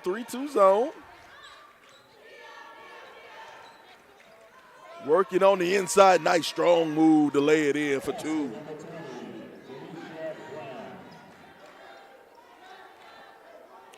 I think that might be Jalecia Brown. Dalicia Brown. She is not in our book, but she has 6 points. 3 ball from the outside. That's what they were looking for. Anaya Scales still scoring. Needed that 3 for Benedict.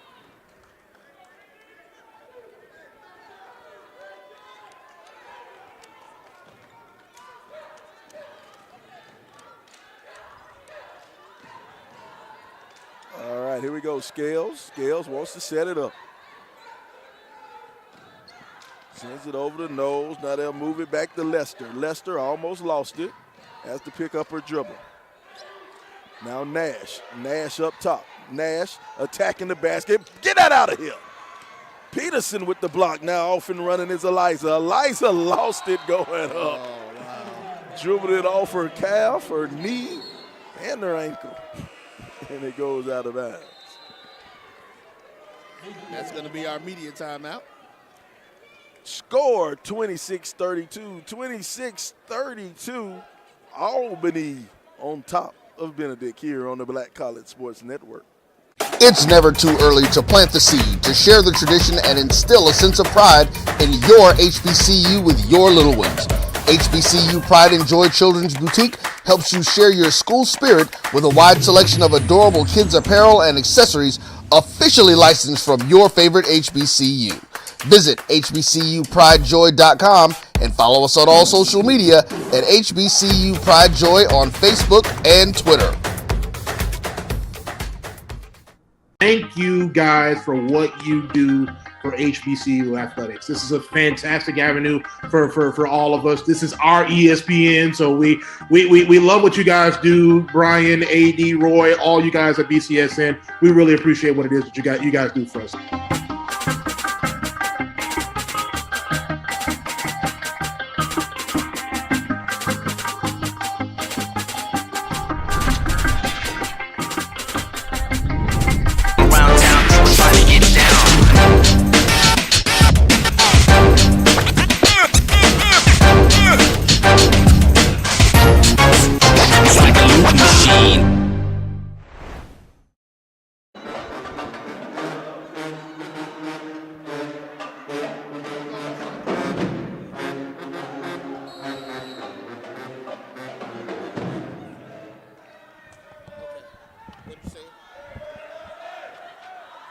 All right, we're back. Live game action here. Benedict down by 6. Albany, they have a 2-2-1 press, trying to apply a little bit of pressure in the backcourt. Stepped on the line, and we will go the other way. Albany has turned up the heat on the defense.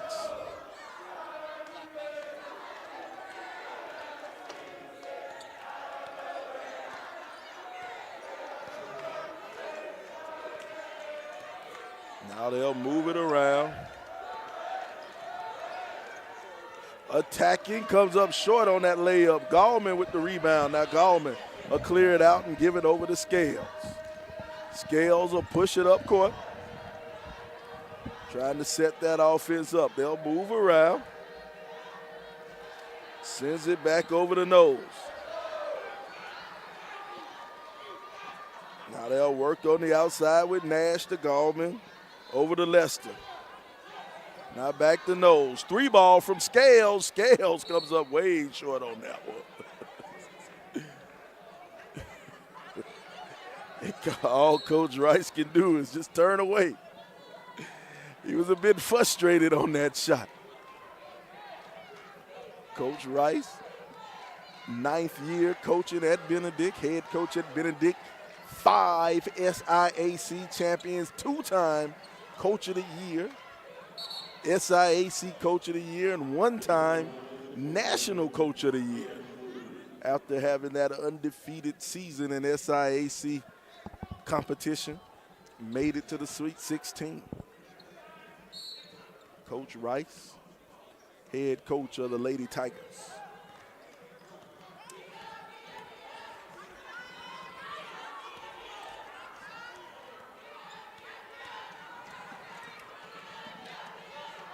Three ball, top of the key, knock it down, Eliza Saffo.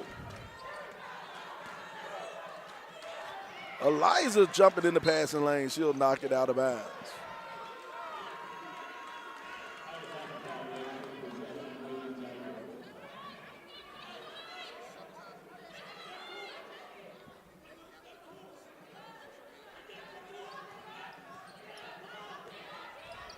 They'll send it over. 3 ball from the wing. No, can't get it. Gallman with the rebound. Gallman working on the inside. Almost lost it. Lester will have it. Now it'll be tied up. I'm sorry, Knowles will have it. It'll be tied up.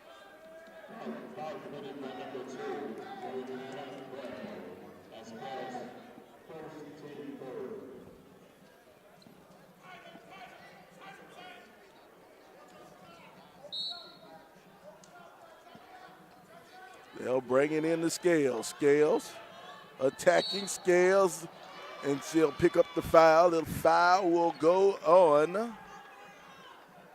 Who got that foul? They're going to give it to Wanisha Black. It'll be her second foul. 3rd team foul for Albany.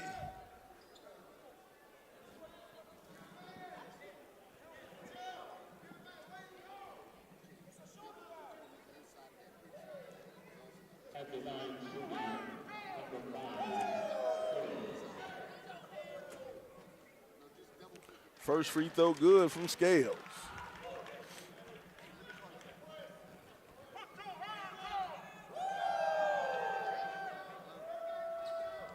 Second free throw good from Scales.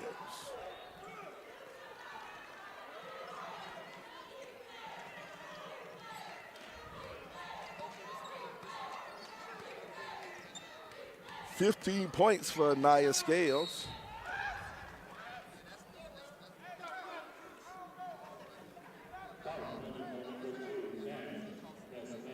Looking for a travel, not gonna get it.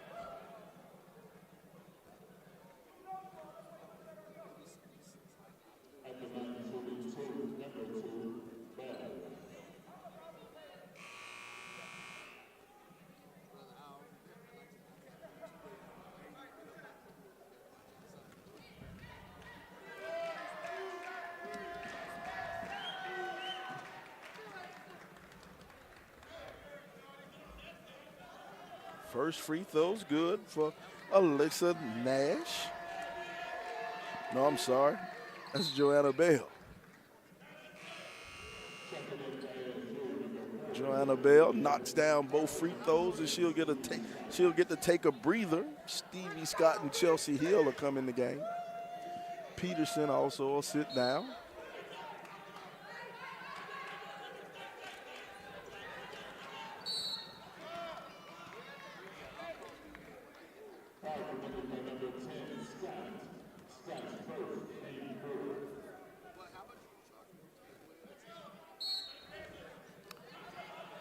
They'll get it in the Scales. Scales sends it over in the corner. There's your three. Count it. Jaleesa Knowles knocks down the three.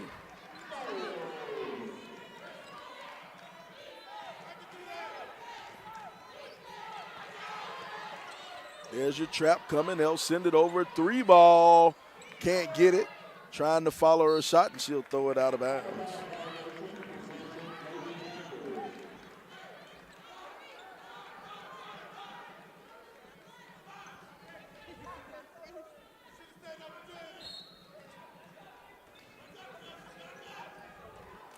Still a little bit of pressure.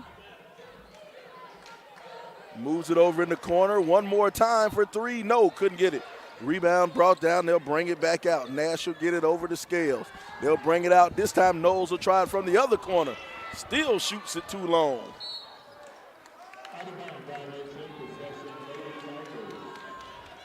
Somebody must have opened the door when she shot that one. The wind took it.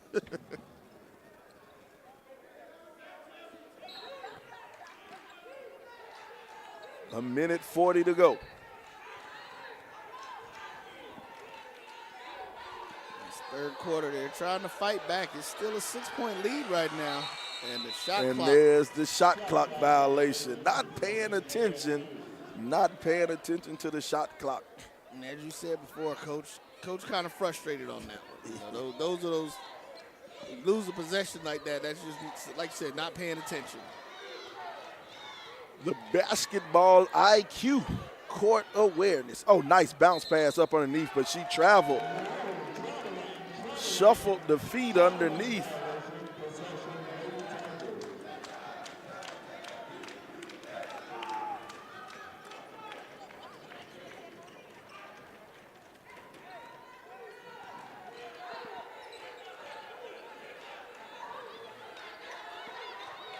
They'll work Gallman on the outside. They'll hand it over to Knowles.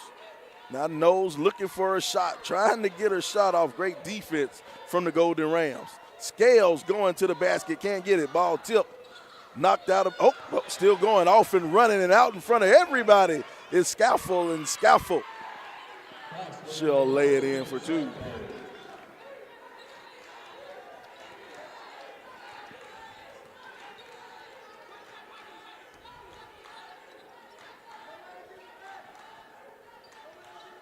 $11 points for Scaffold. She came into the game averaging 11.8. And they're going to call travel on Delicia Brown. It's almost another Albany State steal. Almost. They say it's only good in horseshoes and hand grenades. Horseshoes and hand grenades.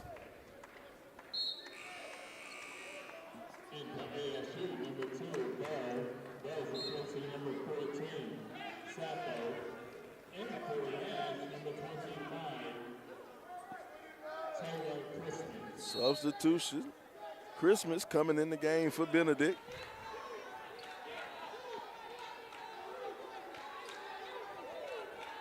Trying to get it down low to Taylor. She'll get it. Got to look for your shot that low underneath the basket. They'll send it back over to Christmas. Now Christmas looking for a shot. And they're going to call jump ball again. Roy, we have a world record for jump balls. We have to have a world record for tie-ups tonight.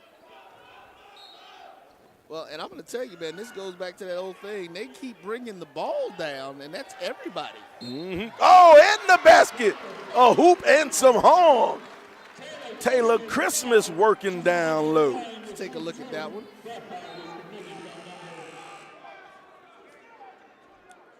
And to be quite honest, that's all day. That is easy money for Taylor Christmas. You know, I really thought they would have been going down to her a whole lot more than what they have been doing to this point, man. It's you know, you look at it from a lower angle. They can't handle her in there. That's easy money.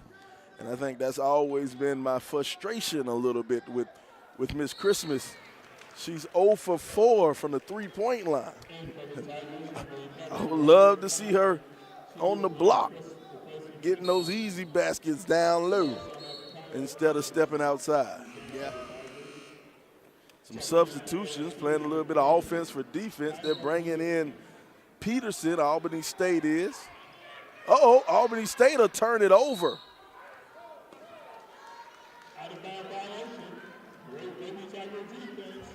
It's Benedict basketball. Now they're going to bring back in Christmas. You know, this is another reason why Coach Rice is a good coach. He doesn't want Christmas to pick up a cheap foul the last 10 seconds, so he sits her down. But then as soon as the ball changes hands and it's Benedict's ball on offense, he brings her back in the game. That's good coaching right there. Yeah. That's good coaching. Get that man a raise. A.D. Washington, I think Sly may be talking to you. Yeah, that might be too much, but dribbled off the foot. No, Scales will get it. Now Scales at the buzzer, no good. And there you have it. It's the end of 3. The score, 39-34, ASU on top of BC here on the Black College Sports Network. From novice to aficionado, find yourself here. High quality cigars plus personal customer service. Slow Burn is Waco's only mobile cigar lounge, featuring a meticulous, curated collection of premium cigars. Visit our website, www.slowburnwaco.com. That's www.slowburnwaco.com. You see, Head & Shoulders has scalp shield technology, protects against flakes, even between washes. It's never not working. Kind of like us. Number 15? Never not working! I don't like this one. Me neither. Let's get out of here. Head & Shoulders scalp shield, never not working. You're looking for the latest information on Southern University sports, the Southwestern Athletic Conference, and HBCU athletics. There's only one place to go. Tune in to the Carlos Brown Show, exclusively on the Black College Sports Network.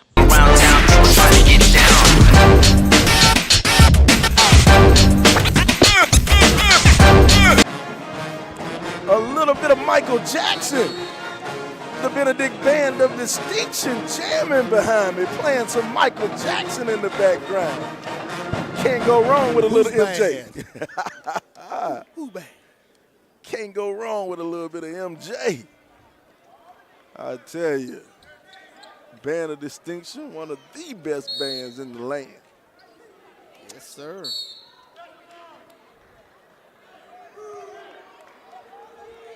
Going to call a holding penalty. Going to call that one on Kaya Evans.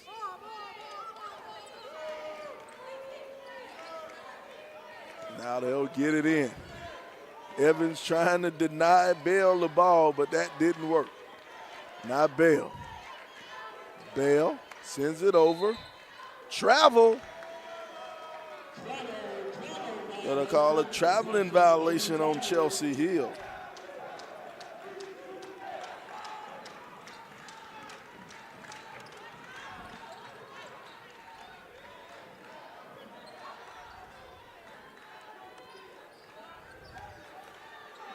Tyler Christmas working on the inside, couldn't get it to go.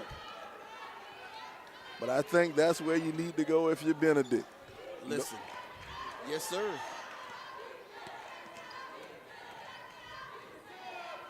Too strong off the backboard. Rebound brought down. Now we'll go back the other way. Now Scales. Scales will set it up. Like I said, Christmas just has the size in there, man, and her strength over her opponents is just there. I mean, they can't do anything about it. When she gets down in that low block. Ooh, 3 ball. Anaya Scales, 18 points for the freshman.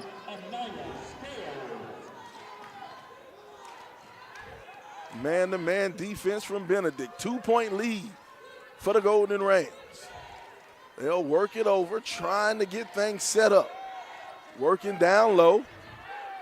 Got her down low. Nice defense, strong defense right there by Amaya Ashby of just getting big. They'll send it over. There's a 3-ball from the wing. No, can't go. Rebound brought down by Joanna Bell. Bell has been all over the court all game long. Bell, a stop, pop, knock it down.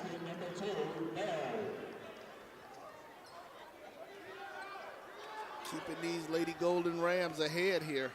Now pay attention. Scales came up limping. Scales stayed down for a long time. She's still limping, but doesn't matter. They're getting it to Christmas. Christmas taps it out, no.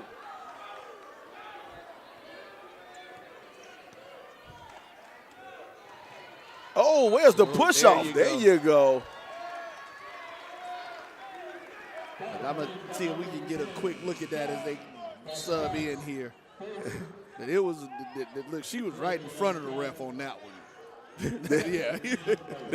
There's that old school NWA forearm shuffle. That's a WWF move, not WWE, WWF. Oh, in the passing lane is Peterson. Peterson picked the pocket and lay it in for 2. Kyra Peterson. Peterson has 12 points. They'll get it to Christmas. Now Christmas working. Got to put it up. Ooh, can't get it to go. Got to teach her a post move. She gets it down that low.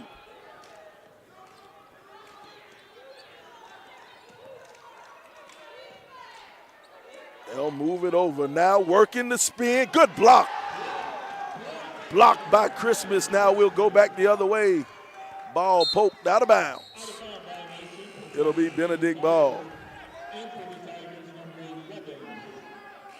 I tell you what, Scales is a warrior. Anaya Scales was down on the court grabbing a calf.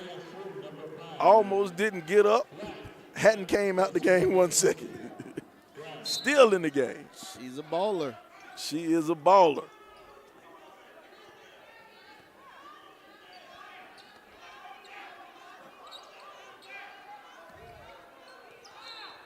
And now we got a push. They're going to call a push on Bell. Let's see if we can get a replay of that that block there. Get that mess out of here. This is my house.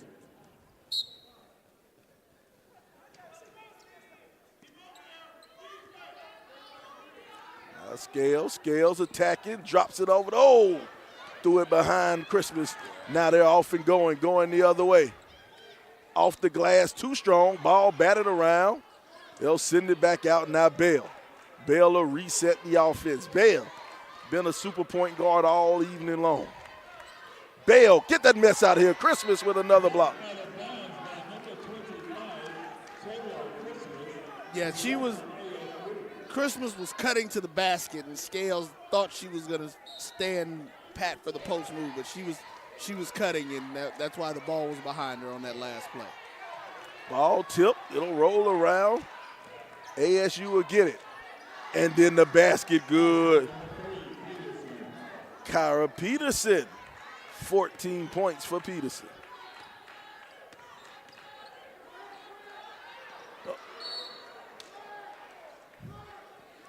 A little bit too much oomph on that one. A little bit too much.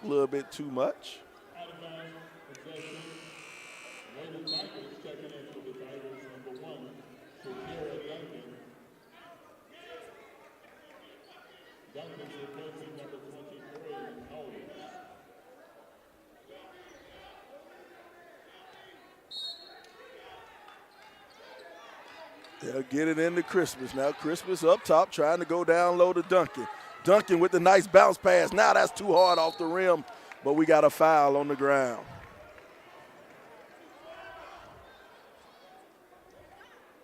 Tried to get it to Johnson cutting to the basket, but she was too hard off the backboard.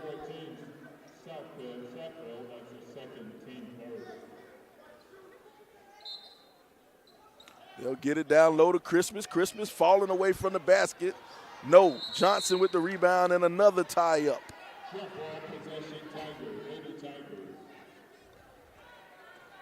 A little bit of extra conversation up underneath the basket. Young ladies having a conversation, probably talking to the visiting ASU players, letting them know where the best places to go and eat after the game, you know, who provides the best dinner in Columbia, where's the nearest lizard thicket, you know, just regular conversation, that's all. Duncan with it, Duncan going up underneath, now Christmas from outside, long range, knock it down.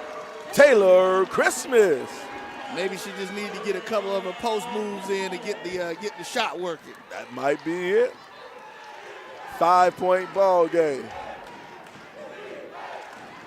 You hear the Benedict crowd getting into it. They'll send it over to Peterson. Peterson attacking. Nice block on the outside. Raven Johnson.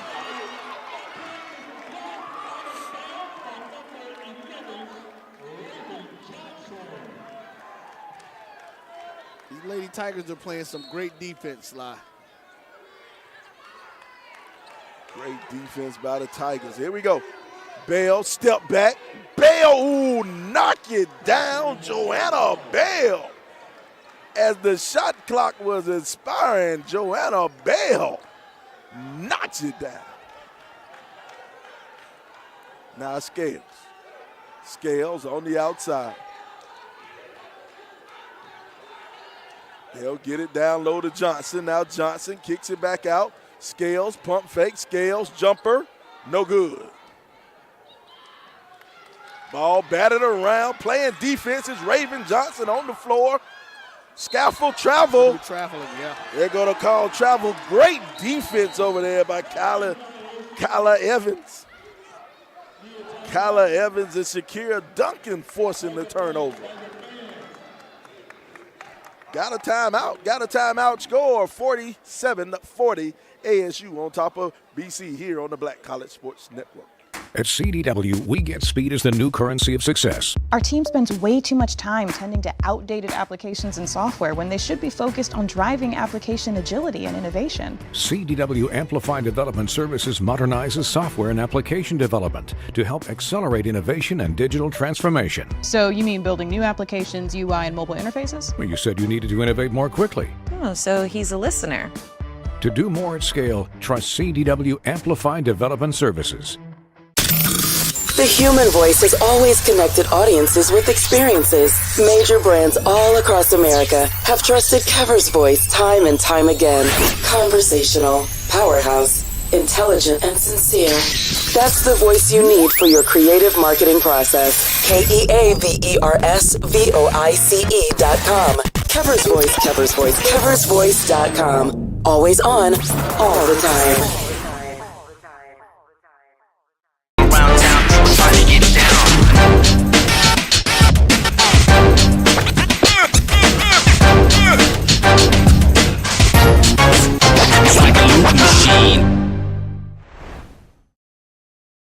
We are back here live at the Benjamin E. Mays Human Resource Center on the campus of Benedict College. The score 47-40.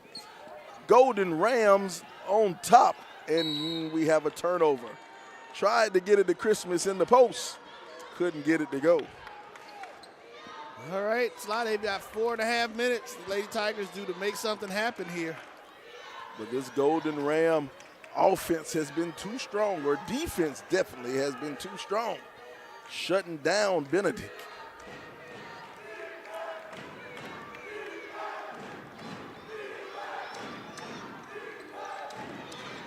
As a team, Benedict shooting 23%. Can't win too many games shooting 23%. You all right?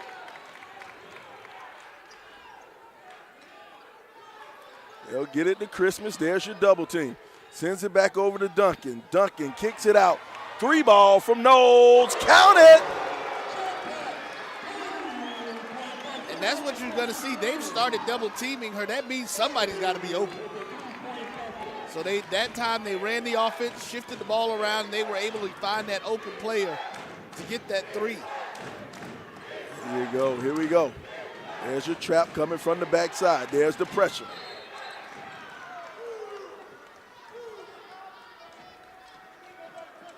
And I think they're going to call the foul. They're going to call the foul on Anaya Scales.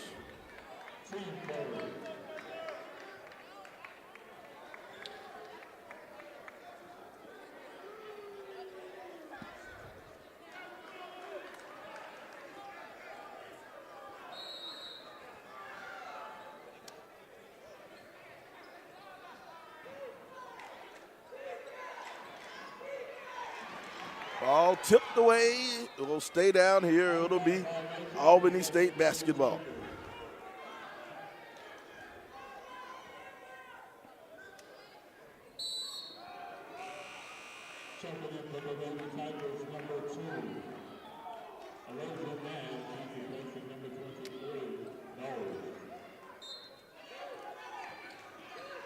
Albany State trying to get it in. Great defense from the Tigers. They're like, not in here.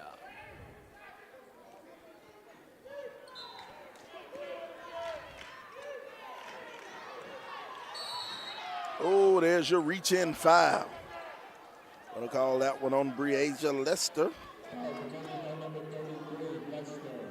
That's a second, team 4.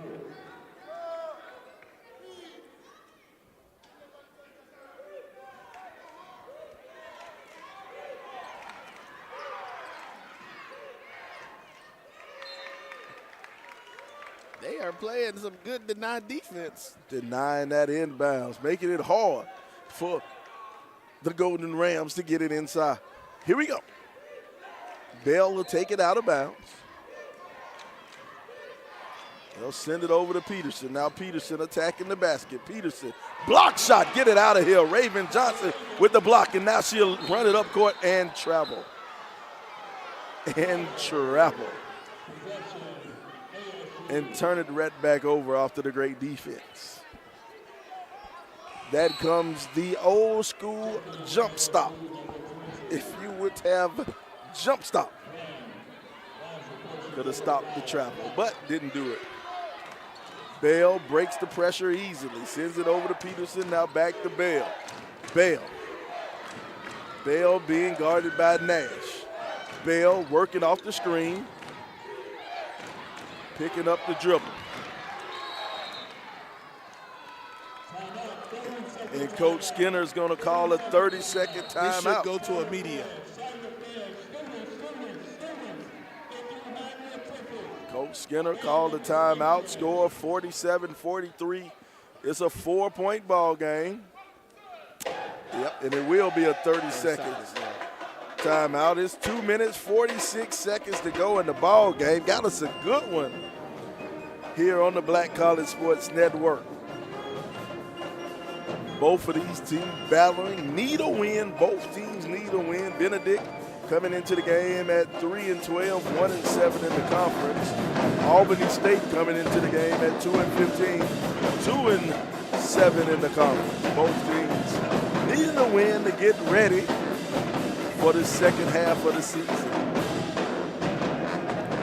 Second half of conference play, I might say.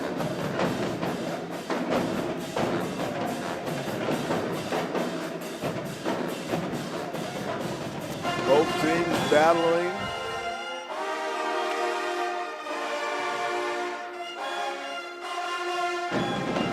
Both teams want to be a part of that top 14, the top 14 that makes it to the SIAC playoffs, makes it to the SIAC tournament, I'm sorry. Both teams trying to get out of that cellar to make it. Now Peterson going to the basket. It'll roll and won't go in. Good box out by Lester. Now they'll push it up court. They'll send it over. Attacking is Nash. Count the basket. A hoop and some horn. Alyssa Nash, she'll try to get three the old-fashioned way. Take a look at it.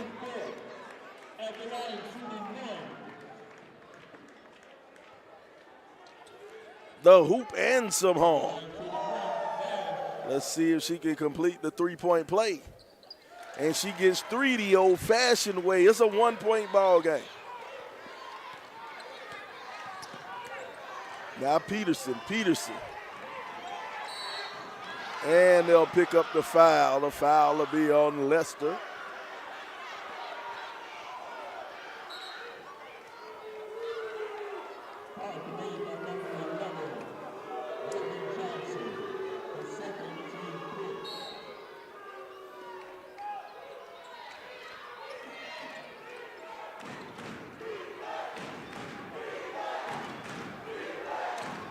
And you hit a Benedict cry.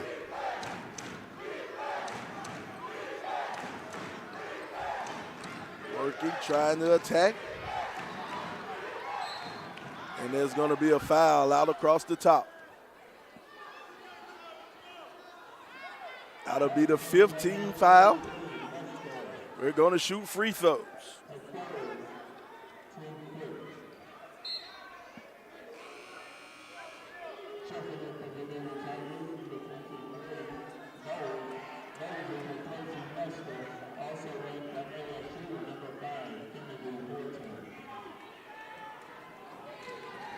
Joanna Bell on the line. First free throw, knocks it down.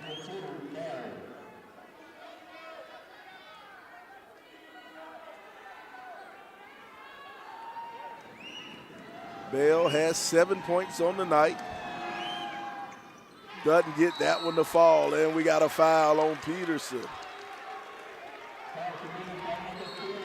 And now, Benedict is in the bonus. Both teams, they will be shooting free throws for the rest of the game.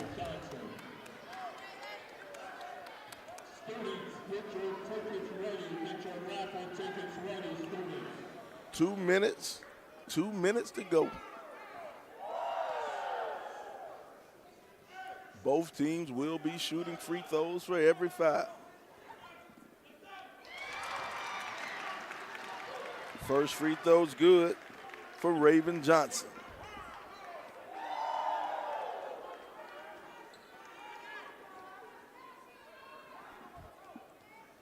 Second free throw gets the shooter's bounce.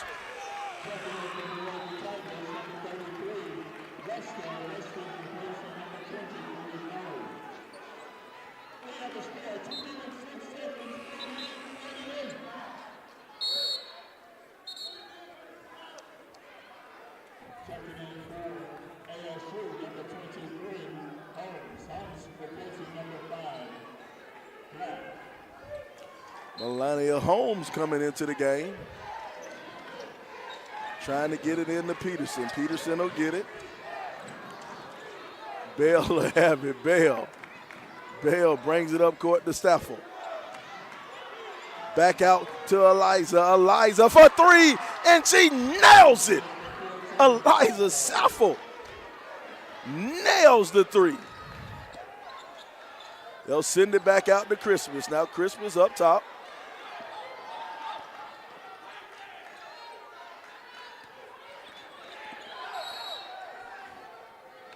Oh, Coach Rice called the timeout. Coach Rice. But I think they gave them the two. No, they took away the basket. They called the timeout before the basket. Coaching a bit too hard over there. I'm going to take back that suggestion for the Rays. I'm going to take it back. Well, it's a minute 34 to go, a minute 34 to score, 51-48. Albany State on top of Benedict, or maybe it's Albany State. Still waiting on your tweets, who's ever out there watching, checking us out.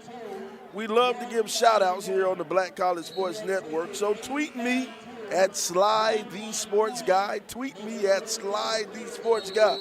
You can tweet me and let me know the proper pronunciation of Albany State. Albany. Let me know. Tweet me, let me know what you're thinking about the game. Tweet me, let me know who you're watching. Let me know how far you're watching from, where you're watching from. Sly the Sports Guy. Let me know something.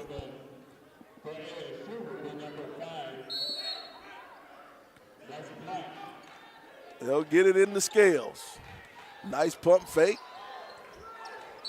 Travels, switched up her pivot feet. Referee's going to call that one every time.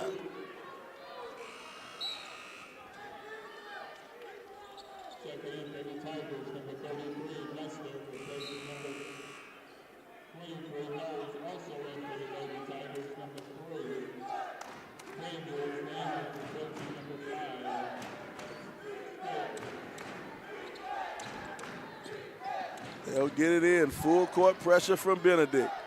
Bell trying to get it across that timeline. Bell been a great point guard all game long. Peterson with another travel.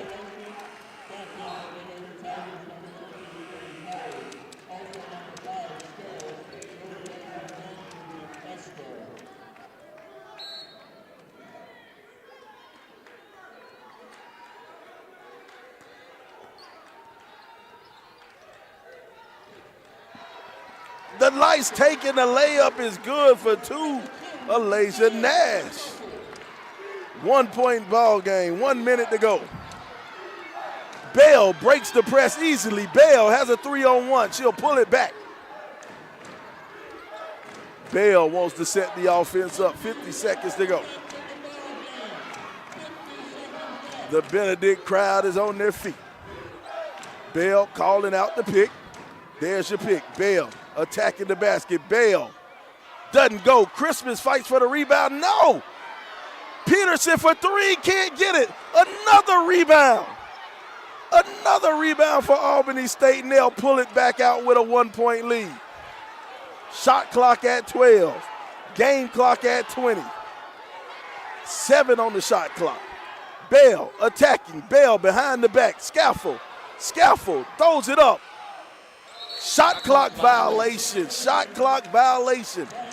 9.3 seconds to go. 9.3 seconds to go. Benedict will have the ball, and they'll have it at half court. 1 point ball game. Who gets it? Who gets it for Benedict? The home team has an opportunity to come in with the dramatic win. Right now, Anaya Scales, she has 18. The freshman has 18. Jalissa Knowles, she has 9, but she's been red hot in the second half. Knocked down 3 3-pointers in the second half. Taylor Christmas has 8. Not shooting very well, 3 for 13, but she's a force down low. You got the band playing a little bit of cameo in the background. It's not a HBCU game until you're here talking out the side of your neck. Not at all. I'm going to be quite honest, that's how I judge your band anyway. If your band can't play talking out the side of your neck, I don't want to hear your band. So I got a question for you, Sly. 9 seconds left. Who takes the shot? Scales takes the shot for me. I'm going to clear it out for Scales, and we'll let Scales work off a pick and get to the basket and either get to the foul line. She'll get to the foul line or she'll get the shot off. Coach Skinner called his timeout. He wanted to see what the set was. There you go. A little gamesmanship. Gamesmanship. Coaches earning their money over here. Coaches earning their money.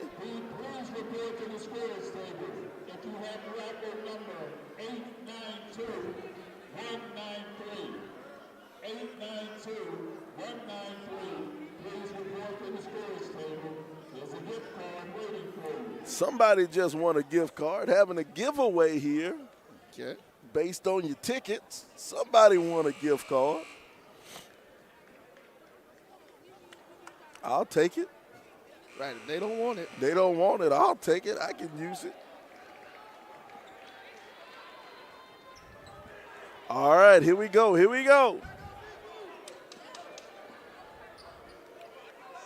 9.3 seconds to go.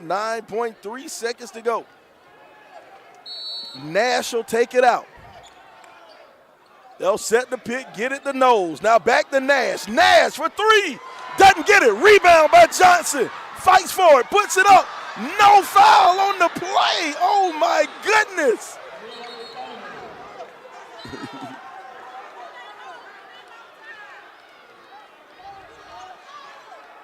What are we getting here?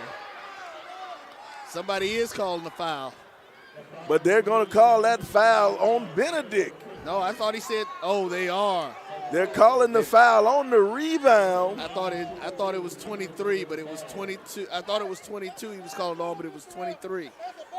Now here's the thing: they're putting 3 seconds on the clock. Wow, that's a lot of time to put on the clock. It is.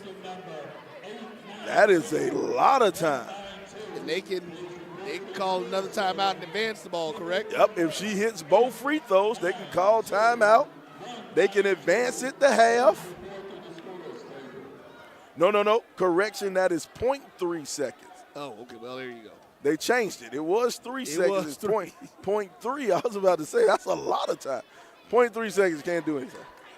Game's about over. 0.3 seconds is enough time to tip it in. Right. That's a long tip from that end of the court. Bell knocks down the first free throw. Now she's padding her stats. So Albany State is going to sneak out of here with a victory. Bell knocks down both of the free throws. That'll give Bell 9 points for the game. Didn't have a lot in the scoring column, but Bell ran a great game as a point guard. Definitely. She ran the show tonight. She'll end up with 9 points, 3 assists, has 2 turnovers, 2 steals, or 1 steal. 891. Report to the scores table or ticket number 892-193. 892-193 and 892. All right, Benedict will take it out.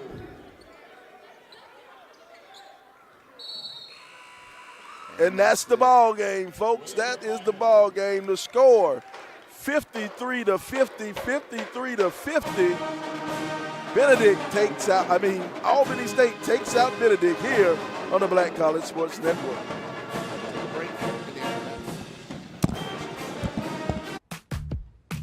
Nope. Nope. Come on, him. Ooh, I like him.